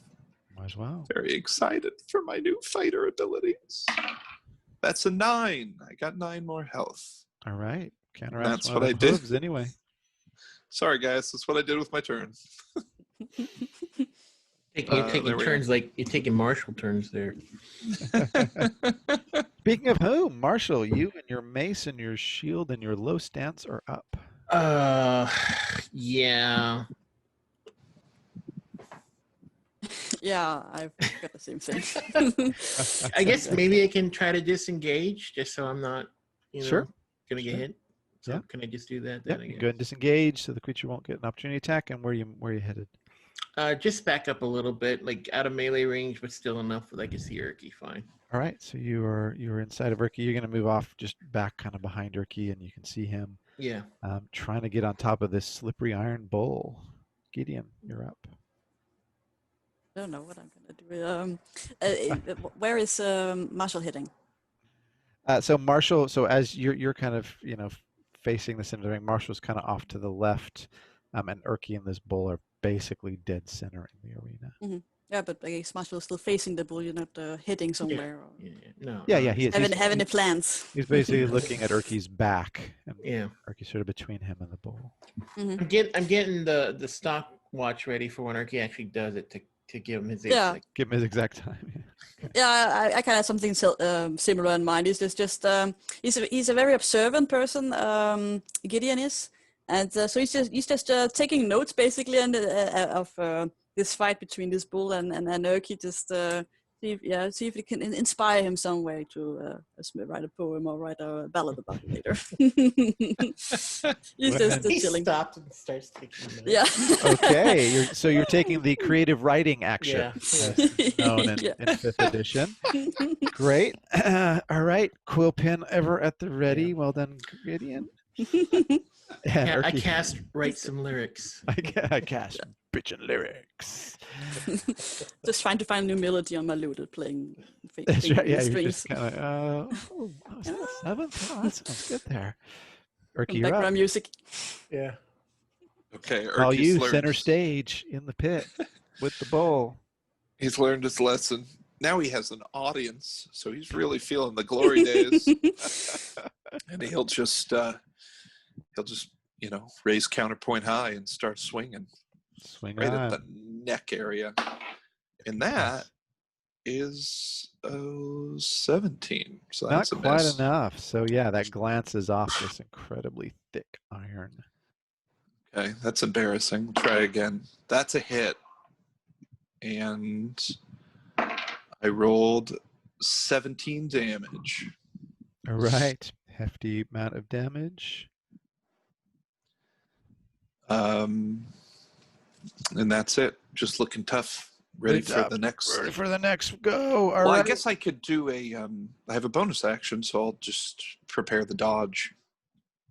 Oh, dodge would actually be a full action. Yeah, you would. Oh, is it? Full Oh, action. okay. Unless well you then- have an ability to do dodge as a bonus, which I don't know. No, if you do. no, I do not. You're not that much of a rogue yet, buddy. Yeah. All right. Mm-mm-mm. Okay. The horns miss their target, as do the hooves. This thing is clearly has had better days. Marshall, I'll shoot my crossbow. Why not? Yeah. why not? Everyone Yeah. else is doing it. Range attack, whatever. 19. All right, that's just enough, and the crossbow lands true. Lands in a nostril. 4. For 2 damage. Ooh, 2 whole damage, and you make the creature sneeze basically, as a crossbow bolt goes in and immediately gets huffed out. And Marshall mutter under his breath because he's encouraging Erky, but he'll be like, well, at least I hit it. All right, we're deteriorating rapidly into commentary from the peanut gallery. Yeah, Gideon, you're up. Speaking of Commentary. how's Yeah. that poem coming? Well, at this point, it seems like Gideon has found the kind of melody he's going to go for. So in the background, you just hear this like aggressive Latin music start playing, and he's just basically making background music at this point. Perfect. Encouraging. Full on Yeah. Matador music. All right. I feel like Erky should have a red cape at this point. That's I'm seeing the Captain Kirk. the corn. The corn. Yeah. It's descending into Gorn fight territory. All right. Speaking of which, Erky, you are up again. Let's roll, and we hit at a 21 Yay. for 12 damage. All right. And with that, the creature's looking pretty shambly. It's looking like Let's try it again. another hit or two could take it down. Cool. So that's a miss. Yeah. That's embarrassing. Yeah, All I right. hate it when that happens. All right, creature comes And at he's you. waving it on. He's ready for it. Creature comes at you. Hits you with the horns. Would have been 18. Nice. Are you still in rage mode? I think you are. Oh, yeah. So that's 9 points of piercing damage. And then another hit with 20 for the hooves. So that would have been 16 down to 8. 8, Alrighty. 9, 17 points of damage as the hooves and the horns ring true this time. Still looking pretty good though, right? You're not bloodied up thanks to your... Nah, Yeah, looking great. come on, you're fine. You're doing fine. Marshall, you're up. Marshall, taking a cue from Gideon, says, and not really doing anything, puts his crossbow away, pulls out his shield, and starts tapping on it. Try to find a rhythm to go with the. Go with the Spanish strumming. All right, we're good. We got it. We got full cheerleader mode. Gideon. Mm-hmm. Well, yeah, it looks like there's a hidden artist in you, Father. I'm surprised. Well, I've taken enough hits to find my own cadence of beats, I guess. Well, as I've said before, do not sell yourself short. You have quite a combat prowess and prowess in other areas. I am sure your aid will be needed before the day is done. I think I will inspire you with that. That sounded inspiring, didn't it not? Inspiring enough. Yeah, yeah. That was my last bardic inspiration, and that's my turn. All right. Gideon inspires Marshall. It's a love fest in the band section. Erky, you're up. The band's All playing right. for you. The crowd is cheering. Feeling it. He's getting into the rhythm. He's swinging on time. Big time now. He's doing To the drums. dance, little session. And he rolls a 19 exactly. Great. That's There it. it is. For 13 damage. 13 damage. All right. Yeah, he's on his last hooves for sure. Okay. Looks like another Okay. solid hit would take him. Here we go. Here we go. That's an 18. Son of a bitch. Just not quite. But the blessing that Marshall gave us, does that even work in here? Is it attack roll? I think so. It works on attack rolls, but when did you cast it? It lasts a minute on concentration. It's been a minute, and I think that was before we came in here. Yeah. You did cast it Sure. before you came in. Yeah, Yeah. and it's been a good Yeah. So no. nearly a So good no. month Okay. there. None of that. All right. Gorgon All right. hooves land true for 8 bludgeoning, would have been 16. Okay. And Gorgon horns land as well for 9 piercing, would have been 18 as well. So another Ooh. 17 points of damage as both hits land true. Marshall, what are you up to? How's that rhythm going? It's going pretty good, but I'm a little worried about Erky now. Seems like he's getting some hits. So I will have 2 things ready. I'm going to stop the rhythm and pull out just to get it ready, a healing potion in case he can't heal him, and then a flask of, a skin of my wine. So just to stand by when this is all done, I have all his his post-workout. Yeah. You're like the Bro coach cover. in the with the Gatorade, the water bottle. Yeah. They should ding a bell and he goes to his Oh, corner, yeah, you and just I'll squirt it pull out a towel. I got a down. towel on my a arm, white too, towel so- there. You're ready. Awesome. Getting it ready. Gideon, you're up. He's just going to continue with the dramatic background music. Dramatic music. The music is amping up. Yeah, I think with Marshall stopped drumming, Gideon is just going to continue the drumming sounds, but he's basically just doing, I don't know, river dance or something while he's playing. He's going full on performance. Full performance mode. I love it. All right, with aggressive strumming and the coach on the sideline cheering you on, ready with the towel. Erky, you are up. Right. Right. He's so ready to kill this thing. Yeah. The music is crescendoing. That's right. That's an 18. Wow, this Oh, thing. not quite. That's another 18. Oh, Okay. dang. two it. Back. glancing blows. Erky goes into frenzy. He can't help it. He He just has to kill He this has thing. to go frenzy mode at this No. point. All right. Frenzy mode, full on. Full frenzy mode Just with your bonus. yells it out. And okay. The thing comes at you. Good. And yeah, you're happy about that. Its horns land true. That's 9, and its hooves land true as well for 8. So that's a 17 damage. Would have been 34. Marshall, how you doing with that towel? Yeah. Like, can I shove a healing potion to someone's mouth? With that? Can I put that little screw top thing where it's like in fighters where Squirt it's like bottle. squirt bottle, yeah. Squirt it right in the side of his mouth. Yeah. You would need to get in melee range to hand this thing to him, or to try and shove it down his throat. I mean, I don't mind going to melee range to do it. I just don't I don't want him to have to use his action to do it. So I don't know. Can I administer it to him?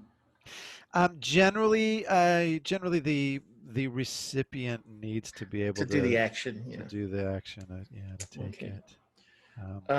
Sometimes unconscious creatures, I'll let them pour it down their throat if you're a really good medicine check. Yeah. If he's conscious, he's got to take his own medicine, Man, as it were. I don't know what else I can do. I guess what I'm gonna do is I'll like okay, and I'll just put one of those away and I'll shoot it on my crossbow just to see if I can try to do something. Aim for the nose. Ooh, 20. All right, that's enough. Yeah. Roll it up. Okay. I'm like rolling it on the D thing here. That is a 5. 5. Okay, and with that, this thing is absolutely on its last hooves. Looks like just about anything. A strong wind would blow this poor clockwork creature over. Gideon, how's the rhythm? Yeah, it's going. I think at this point, he's still playing, and he just says, if this fight gets any harder, I'll have to switch up to folk music. And he's casting vicious mockery on the thing. It might not work, but he just wants to mock it. He just tries to mock this thing, and unfortunately, your words ring out, but the usual sting in your words don't seem to land as they normally would. Nice try. Yeah, that's it. And that's just a cantrip, right? So that's just a throwaway. Yeah. Erky, you're up. This thing has been it's beginning to tremble. It looks like it's potentially done for this world if you can land a blow. All right. Well, here we go. We got 3 chances. The first roll is a 19 plus 9 is a 28. That's Yeah. gonna There you go. land. Roll me some. 4. A total of 12 damage. That is plenty. What happens? Erky, full of frenzy and rage and elation, actually starts crying with joy, and his mixture of rage and joy on his face grabs the horn and tears it out and flips it and just shoves it into the thing's brain and jumps and kicks the horn deeper into the brain and yells on the ground, pounding his chest and thanking his friends. And then he does a classic gladiatorial bow that was tradition in the time to his fallen foe. That's right. Those who I have slain, we salute you. Beautiful. All right. Erky is victorious, and Marshall and Gideon make excellent cheerleaders and coaches. Just the best. And then he grabs the wine from Marshall. And starts swigging it down. A big drink. Pours one out for each of the bowls. That's right. That's right. He looks at his cool new scars. He's just bloodied, by the way. That's right. Or He's just bloodied up. bloodied. All right. And he's got a cool new scar. All right. Loving it. Okay. The arena falls silent, And it is once again just the three of you in this place where no magic works. Mm. Okay, are you all right? Are you yourself? Are you still frenzied? He is still frenzied, so it's like blood all dear. over him. He's, Yeah, I've yeah. never been better. It's Yeah. Gideon was playing his music, but when you finish it off upon this scene of absolute gore and brutality, it just stopped playing and just looked at you a bit frightened. The music stopped, and all you heard Yeah. was the sound of all the violence.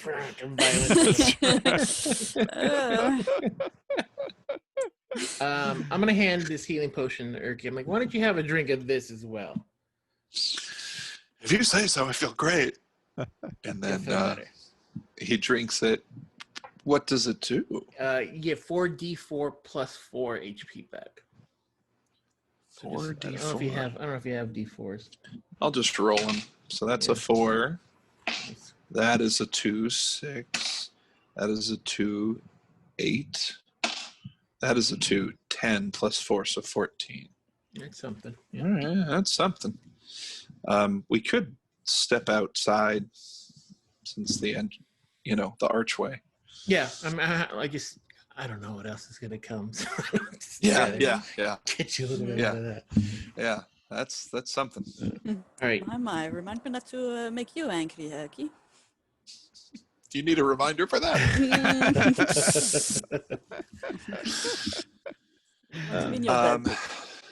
So. All right. Is there a way forward to where we came in, or? No, you can get back where you came in, but as you inspect the area, it looks like it's just this gladiatorial pit, and the doors through which the mechanical bulls entered seem to be little more than holding chambers for those two bulls. Did the bulls have anything on them? Might as well. Yeah, you inspect the bulls. They are of once beautiful ironwork, but they now have obviously been torn to absolute shreds by a certain half-orc barbarian, and their once magical nature is ebbed away. It is All right. wrap metal. All right.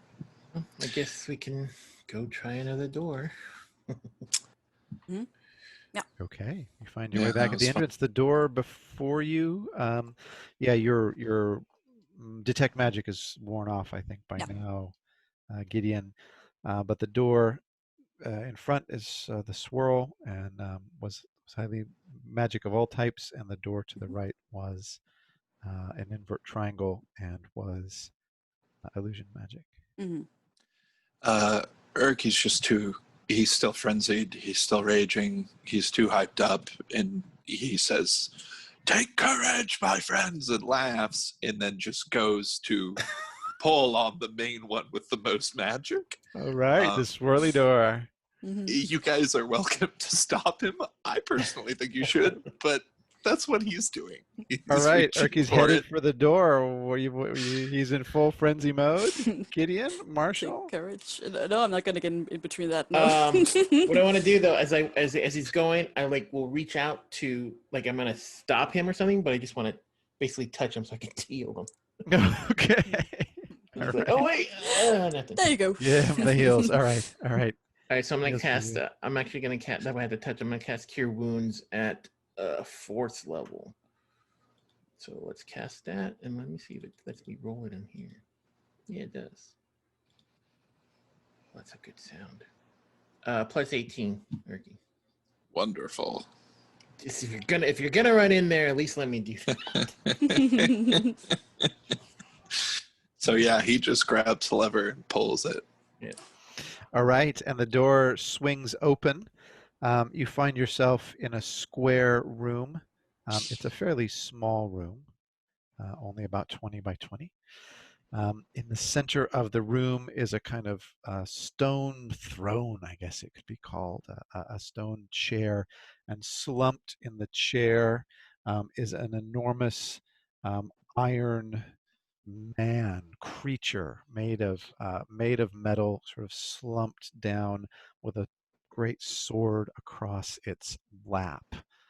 It looks like a fully armored man, except there's no man inside. It is nothing but this kind of metal humanoid beast. Behind him in the distance, there is a kind of a purely circular dark placard behind him that is completely smooth, and the room is otherwise fairly featureless. Again, this smooth stonework is beautiful, perfect joins. It's hard to tell that it wasn't carved out of a single piece of stone.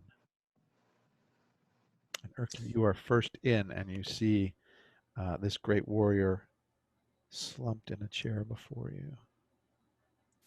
So can Wow. Erky walks in, stares at it, says, "Hello, warrior. We have taken courage.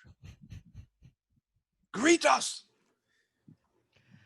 And as you do, you hear a voice from behind the warrior. What? Who's that? Who's in here? What? And you see a face extruding out from the circular placard behind the great warrior. It is a man's face, a sort of old bald man's face, just made of stone but animated, moving and talking. Who are you? What's going on? the construct doesn't move, right? The construct does not move. We've come here searching for answers. There's been a great disturbance in the land, and we're trying to come seek the advice and guidance of one that might help us. Who are you looking for? Sorry, I forget the name of the guy we're looking for. You are looking for Inkius. Inkius. Yes. We come searching Inkius. Inkius, the guard. Oh, well, he's in the next room over. Don't know what you'd want with him. We were told that he might be able to help us solve this issue. I'm sorry, sir. My name is Marshall Vigor. These are my compatriots. Who might you be? I'm the old one. Well, no, I'm not the old one. I'm the memories of the old one distilled into this stone. If that makes sense. I will take you at your word. That is seem to be in a very interesting situation here. You say Inkius might be in the next room? Yeah. Room to your right. Got a kind of triangle thing on it. That's Inkius. Okay. You won't get much out of him, though. And why is that? Well, he can't talk, can he? Oh, I did not know that. Is there a way that you know to communicate with Inkius? Well, if you could get him out of the, jail of silence, he could talk, but he's not going to leave. Why won't he leave? Well, he's ashamed. He thinks he did something wrong. That's why he's never left this prison. I see. Well, perhaps we can persuade him to help, and maybe that will bring him some atonement for whatever he's feeling. What is it that he thinks he did? Well, he let someone go, didn't he? He let a prisoner escape. And now he's imprisoned himself. In contrition? Indeed. I see. Well, I thank you for this information. Unless one of you has something else for our fine friend here? Yeah. Excuse me, a good sir, memory. I'm not sure how to address you. I'm sorry. My name is Gideon Kingsley. I was just back here and I was listening. You said you were the memories of the old one. Am I right? That's right. Does this mean that you have the memories connected with the old Netherese Empire? Are you from that time? What do you mean old? Yeah. It's your words. I did not mean to insult you. It was your words. Memories of No. the The old one is a name. They call me the old one because I'm really old. I'm older than the ancient Netherese Empire. What do you mean ancient? Oh, It's just the this is Netherese Empire. Indeed, quite interesting. And what kind of knowledge do you hold? Do you know anything about magic? I know a little bit about magic. Yeah, the memories of a very powerful spellcaster. Mm-hmm. It is very interesting. I'm a bit of a spellcaster myself, a novice, of course. Perhaps you could show me some spells. Perhaps you could teach me. Not in here. Are you kidding me? Do you know where you are? No. What was the called again? You're in the Penitentiary of Silence. Right, that's what it is. Yeah. But, this is the Cell of Wild Magic. You cast a spell in here, you might as well be casting Fireball every time. You'll all burn up. You'll all incinerate. I'm not casting a spell in here for you to show you a trick. Mm-hmm. Perhaps you could converse it with me. Perhaps you could show me, a spell scroll short in writing. I'm quite curious about the Netherese Empire myself. Well, what do you want to know? Out of character, Gideon is certainly very interested that there's this character back from the almighty Netherese Empire, very known as a very most powerful spellcasters ever, basically. So he suddenly become very, very greedy and very curious. Indeed. And what do you want to get out of this guy? Erky will be right back. He's not interested in this conversation. Sure. Erky fades into the distance, fuming and raging. Mm-hmm. All right. What do you want to know? What do you want to know? You want to know Netherese specific magic? How do you go about if you wanted to make a city afloat? Oh, city's floating. That's easy. Yeah, you just need a special crystal. He goes on to explain in some detail how to mine out the crystals required to create the floating cities of Netherrealm. And you can record some part of this as much as you can onto your parchment, either for future poems or perhaps the exploration of revival of Netherese floating city.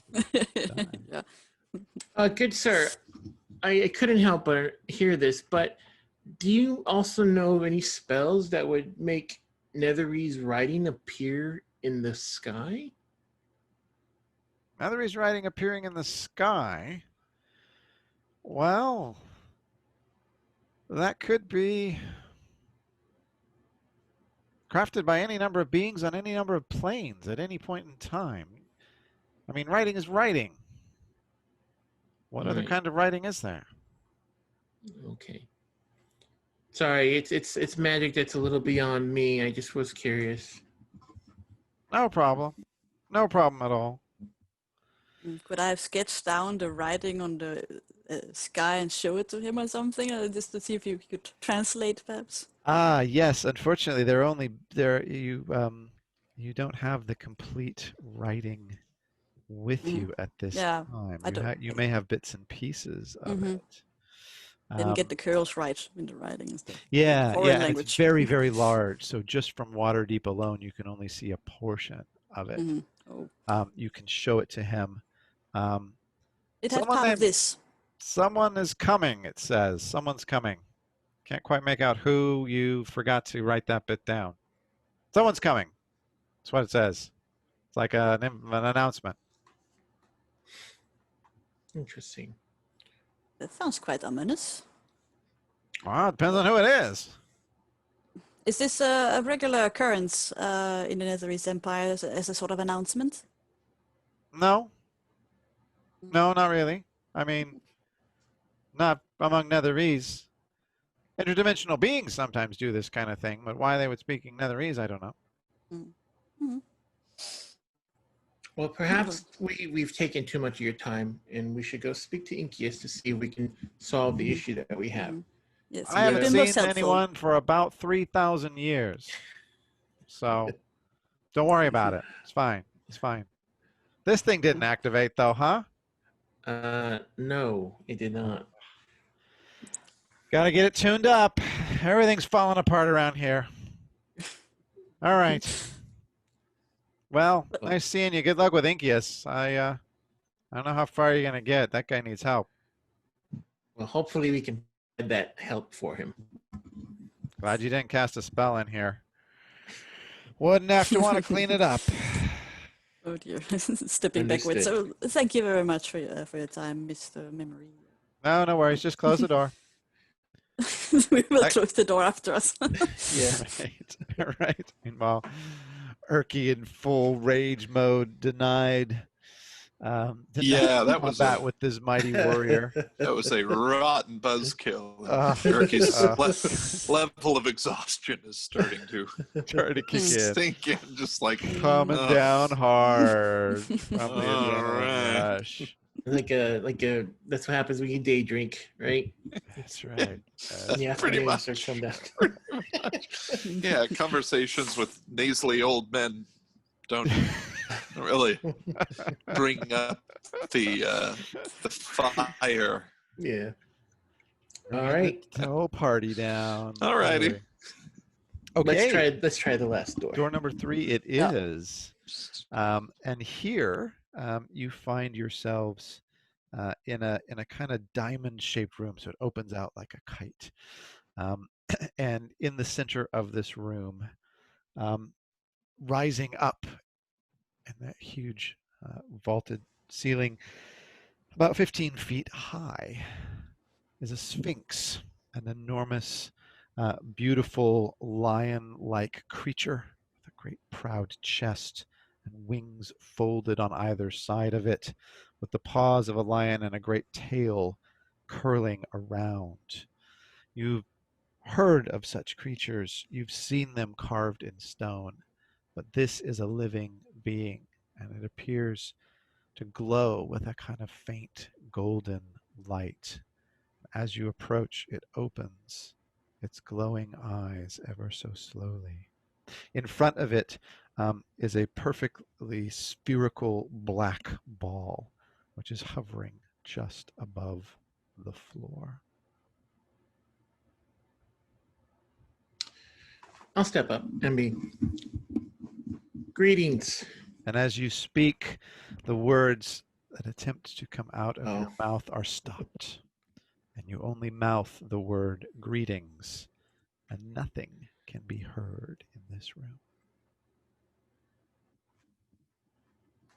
I try to knock. And there is no sound Nothing. as your hand strikes the stone. You've reached the cell of silence. Well, the memories of the old one advised not to use magic while in this place. So I guess we're gonna have to go for the direct approach. Oh, right. Yeah, right. Yeah. All right. Well, Marshall will step forward and kind of give like a cordial bow, like to kind of try to like introduce himself towards the Sphinx thing. The creature nods its head ever so imperceptibly in response. Mm-hmm. Gideon is very watching the Sphinx very carefully. He's as when he spent his time at the Fey courts, he picked up a couple of skills, including lip reading. So he's just going to see if he can still understand. If anyone is speaking, he can still understand it. So he's Great. just keeping an eye out. All right, great. How's your buzz, Erky?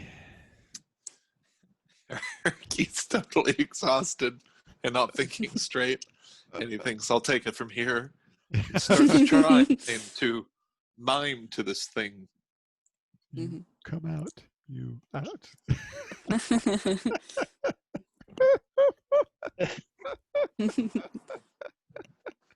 Yes, yes. Shrugging shoulders, waving your hands. And She start miming out like how you were fighting the bulls and stuff like that. Yeah. and I fought this bull, and it was so great. Grab the horn. Fantastic. Erky, give me a performance check. Normally the domain, Let's with certain other characters. Give me a performance check. let's do this +0 performance check. And we get a 12 even. 12 even. Okay. The creature casts its eyes upon you and is still. Come at me, bro. Well, you found ink, yes. That's a good thing, but slight problem. Erky turns to them and to Gideon and Marshall. And Yeah. Yeah, I think Write it down. Gideon steps forward and presents the piece of the information that he had written down from the message on the sky and just shows it towards the Shows it creature. In the... to the creature. All right. The creature's eyes are clearly scanning the text for a moment, and it looks down at you, a kind of noble, angelic bearing about it, but says nothing.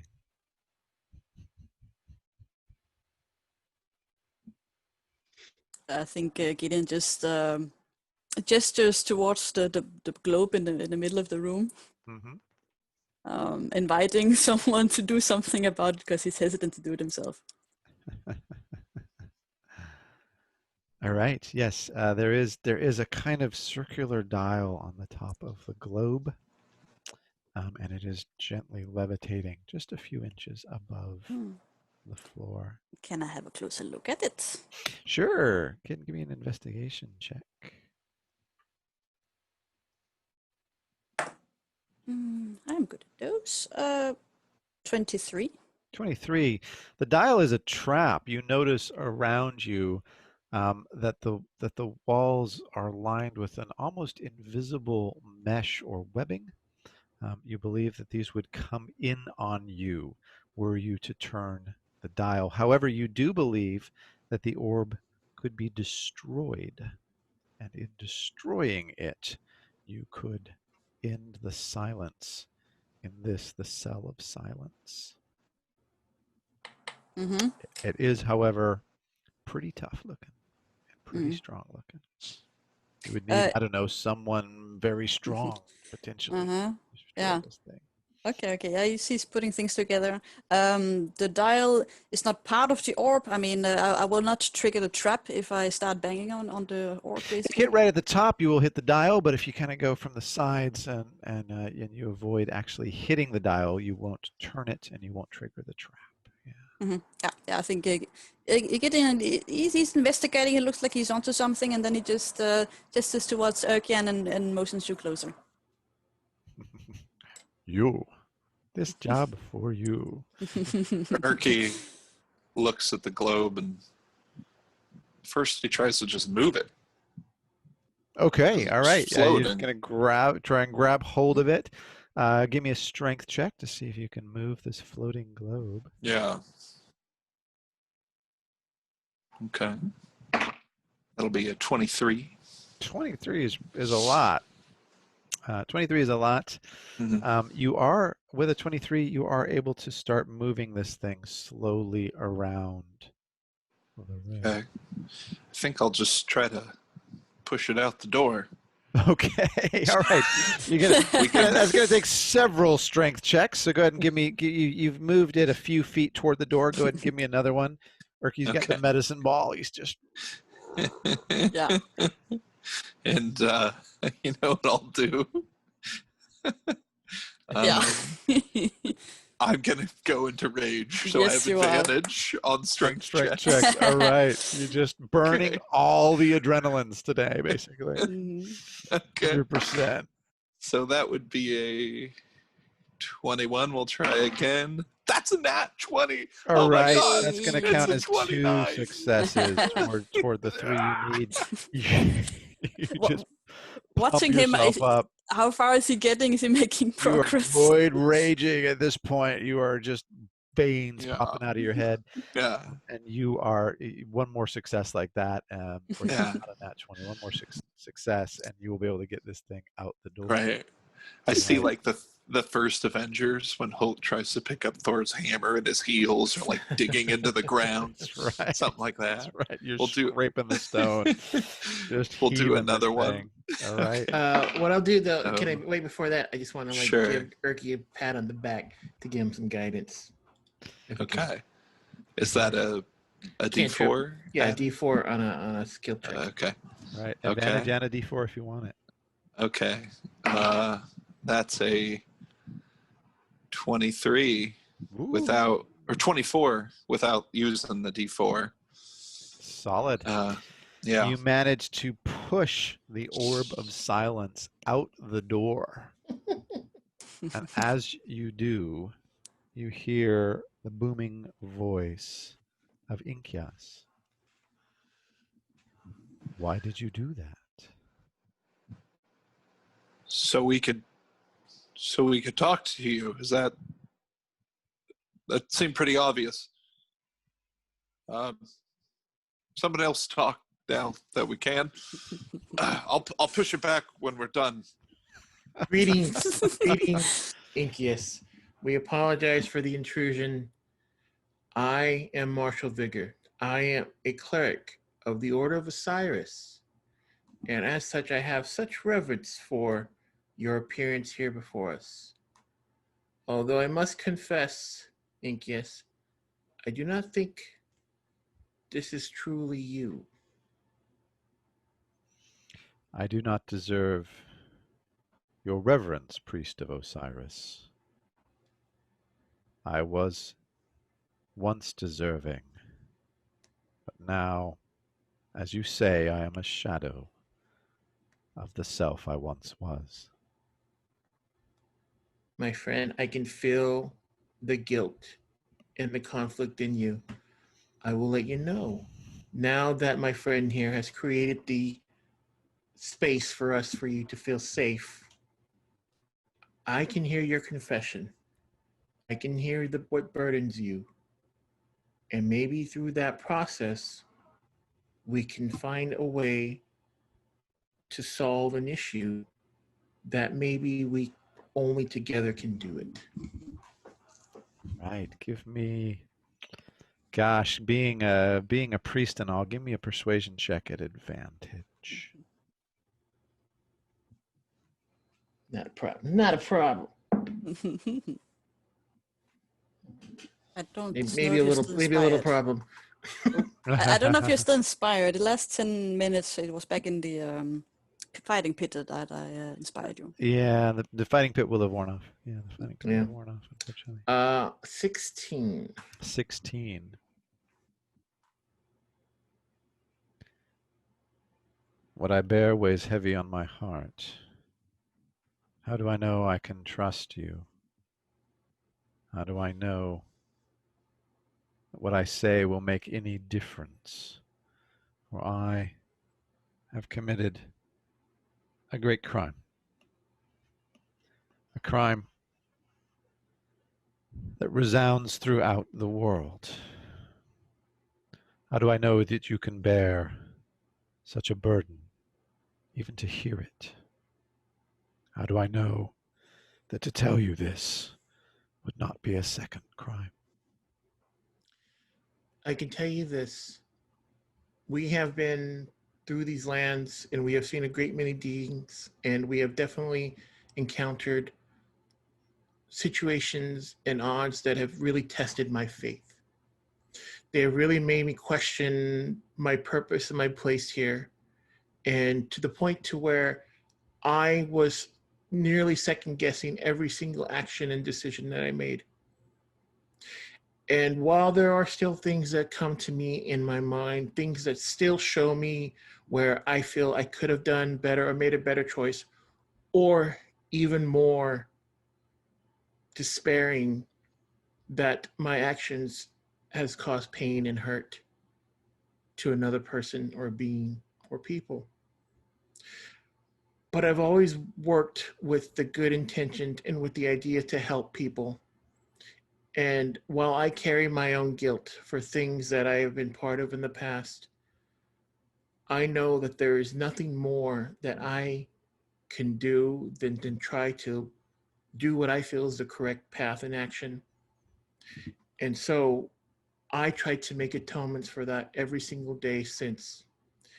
And I don't think that just sitting and hurting yourself for the sake of doing that is something that is for the betterment of yourself or for those that you think that you've hurt. This is my confession to you, Kiss. This is my burden. This is what I carry with me. Please hear it and understand that I can understand what you're going through. I have waited a long time for someone to come along who might understand what has happened. Though you may have hurt one or two, you speak of atonement.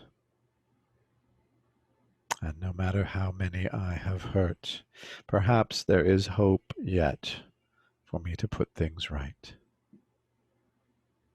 I think you are right, priest. I cannot make amends for what has been done in silence, in a cell, like a coward. But that's not what brought you here, surely.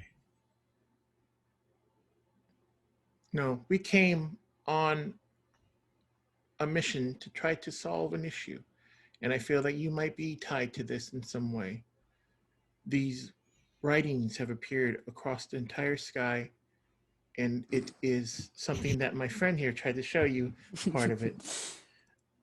And we're trying to figure out what is the cause, what does it mean, and should we be concerned?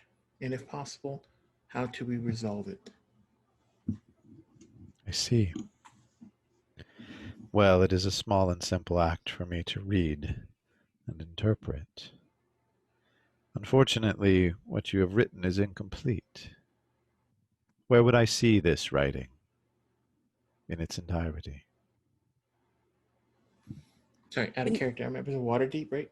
Yes, it's Yeah. written. It's writ large above Waterdeep. In fact, even from this distance, Most from a high likely, enough yeah. hill, Yeah.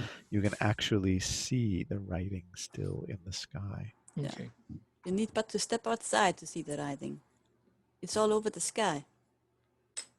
It has been a long time since I've been outside these walls. I entered this place thousands of years ago, before the time of man. And I have seen Hercules. some of... Hercules falling asleep. He's just hanging by a thread here. You start to hear the snoring. He's just like, what are we doing here? Sorry, please continue. Is he unwell? He had some difficulties earlier with some mechanicons or something. I think he's just trying to still reel from that. That's what it is, yes. Maybe I'll step outside and get some air. Hopefully we'll see you out there sometime this week. He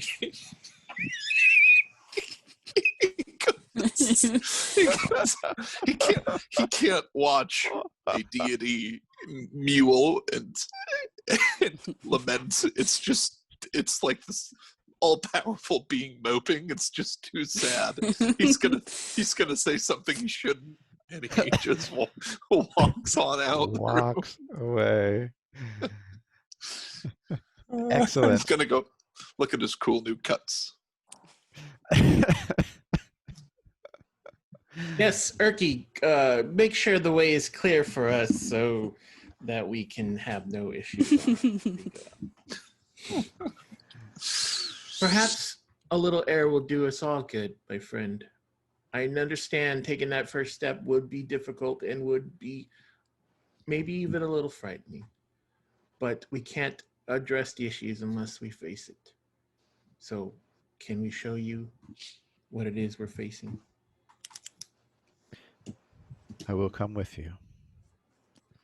He folds his wings about himself And he begins moving very slowly and quietly across the floor, seeming almost to glide, almost to levitate across the floor. He bows his great head and goes through the door into the main room, where it is, of course, completely silent as the orb is there in the entranceway. And as the three of you make your way out, he hesitates at the threshold, at the point where the orb of silence, its influence ends, and he speaks to you. Do you know what it is I did, Father? I do not. I let a wizard go. I was not watchful enough, and he was very clever. Wizards usually are pretty clever. He was a Thayan wizard, mad with the desire for immortality. His name was Saztam. Dun. We know this name. He has risen, I'm sure, by now to infamy. Do you think I can still step out into the light, knowing that I have unleashed this upon the world? I think that you have great guilt for what you feel you have done. And yes, I'm not going to tell you that that is not something that has caused a lot of problems for this world. But regardless of the situation created, regardless of how we got here, all we can do is go forward. And what I can tell you, what's different from your isolation, from your self-imprisonment and your need to give yourself this torture, what's different is when you're walking out here and then Marshall put out his hand, is you're not walking out alone. That's what I've learned, that this path does not have to be alone. And he kind of looks at his Gideon and Erky. You falling asleep, and and what's Gideon up to at this point? Yeah. Tuning his lute? No, he's just watching the scene. It's quite fascinating. He thinks it's very magnificent creature of legend. He's as the honor of meeting basically.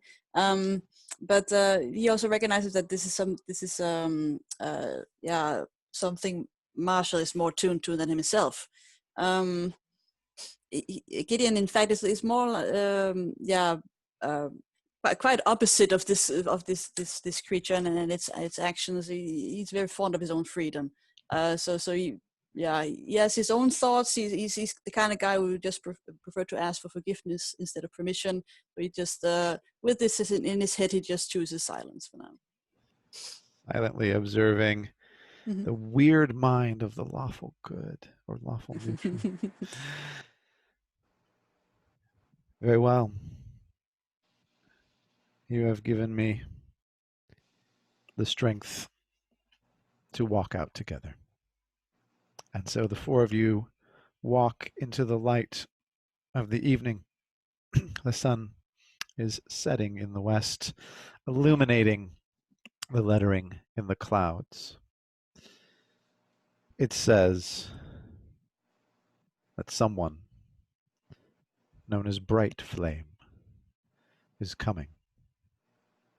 And that is all it says. Hmm. Great. Who might this bright flame be? You wouldn't have to know. Sorry to ask. I can read the writing, but it has been a very long time since I have seen anyone at all. I do not recall the name of Bright Flame. I'm sorry.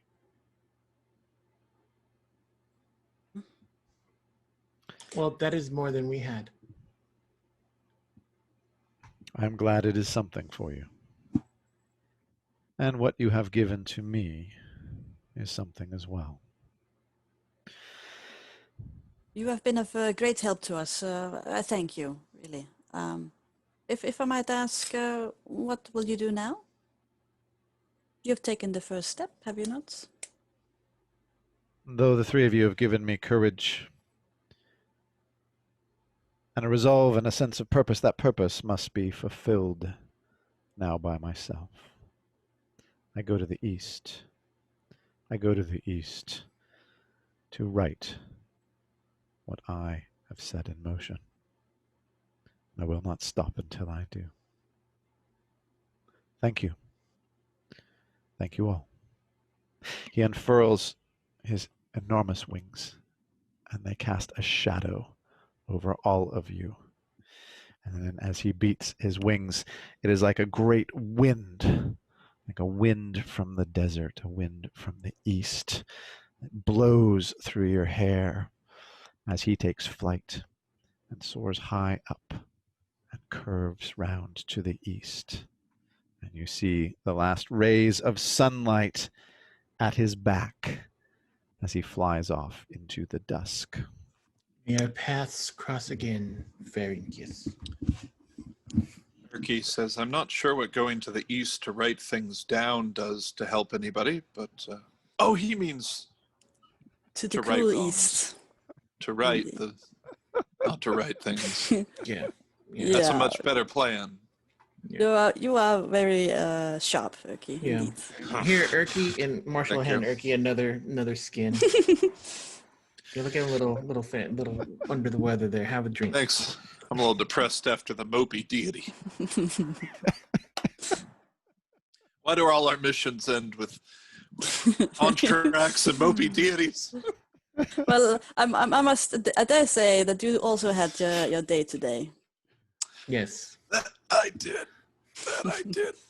Mm. And the three Indeed. of you I'm gonna literally name this. ride into the sunset. What are you going to name? Great. I'm gonna name my scar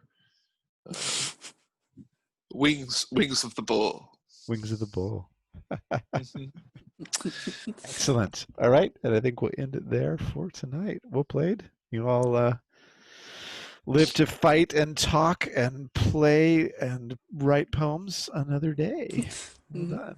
And you went through all three rooms. I was amazed. You guys, Yeah, we did. Yeah, that was true. someone who awesome. hates to leave a side Cool. quest hanging. The three of you just left to right rather than the expected right to left. So that was great. Wow, that was a full session. That Yeah, was a very we've done a full lot of session. stuff. Yeah. Yeah. As I was prepping this So one out, I said to myself, God, if they go in all three rooms, we're going to run so far over time. It's never going to end this session if we go in all three. And what did you do? So, yes, never. Cool. That was great, guys. That was good fun. All right. So, yeah, I mean, we'll be back doing this next week. So if you're tuning in, we now have this on podcast. We now have this on audio. Realize maybe not the best idea to do a session with a whole load of silent zones for an audio version of the show, but we're learning as we go. So if you did enjoy this, we'll be back next week with another crazy session. I'll prep it on Monday during office hours. If anyone wants to come along and pitch in ideas, that's always super fun. And we stream live on Wednesdays. If we can figure it out again, we'll stream Wednesdays on Twitch, and then post on YouTube and all over the podcast webs. So again, be sure to subscribe and follow if you liked this kind of thing, and we'll see you next time.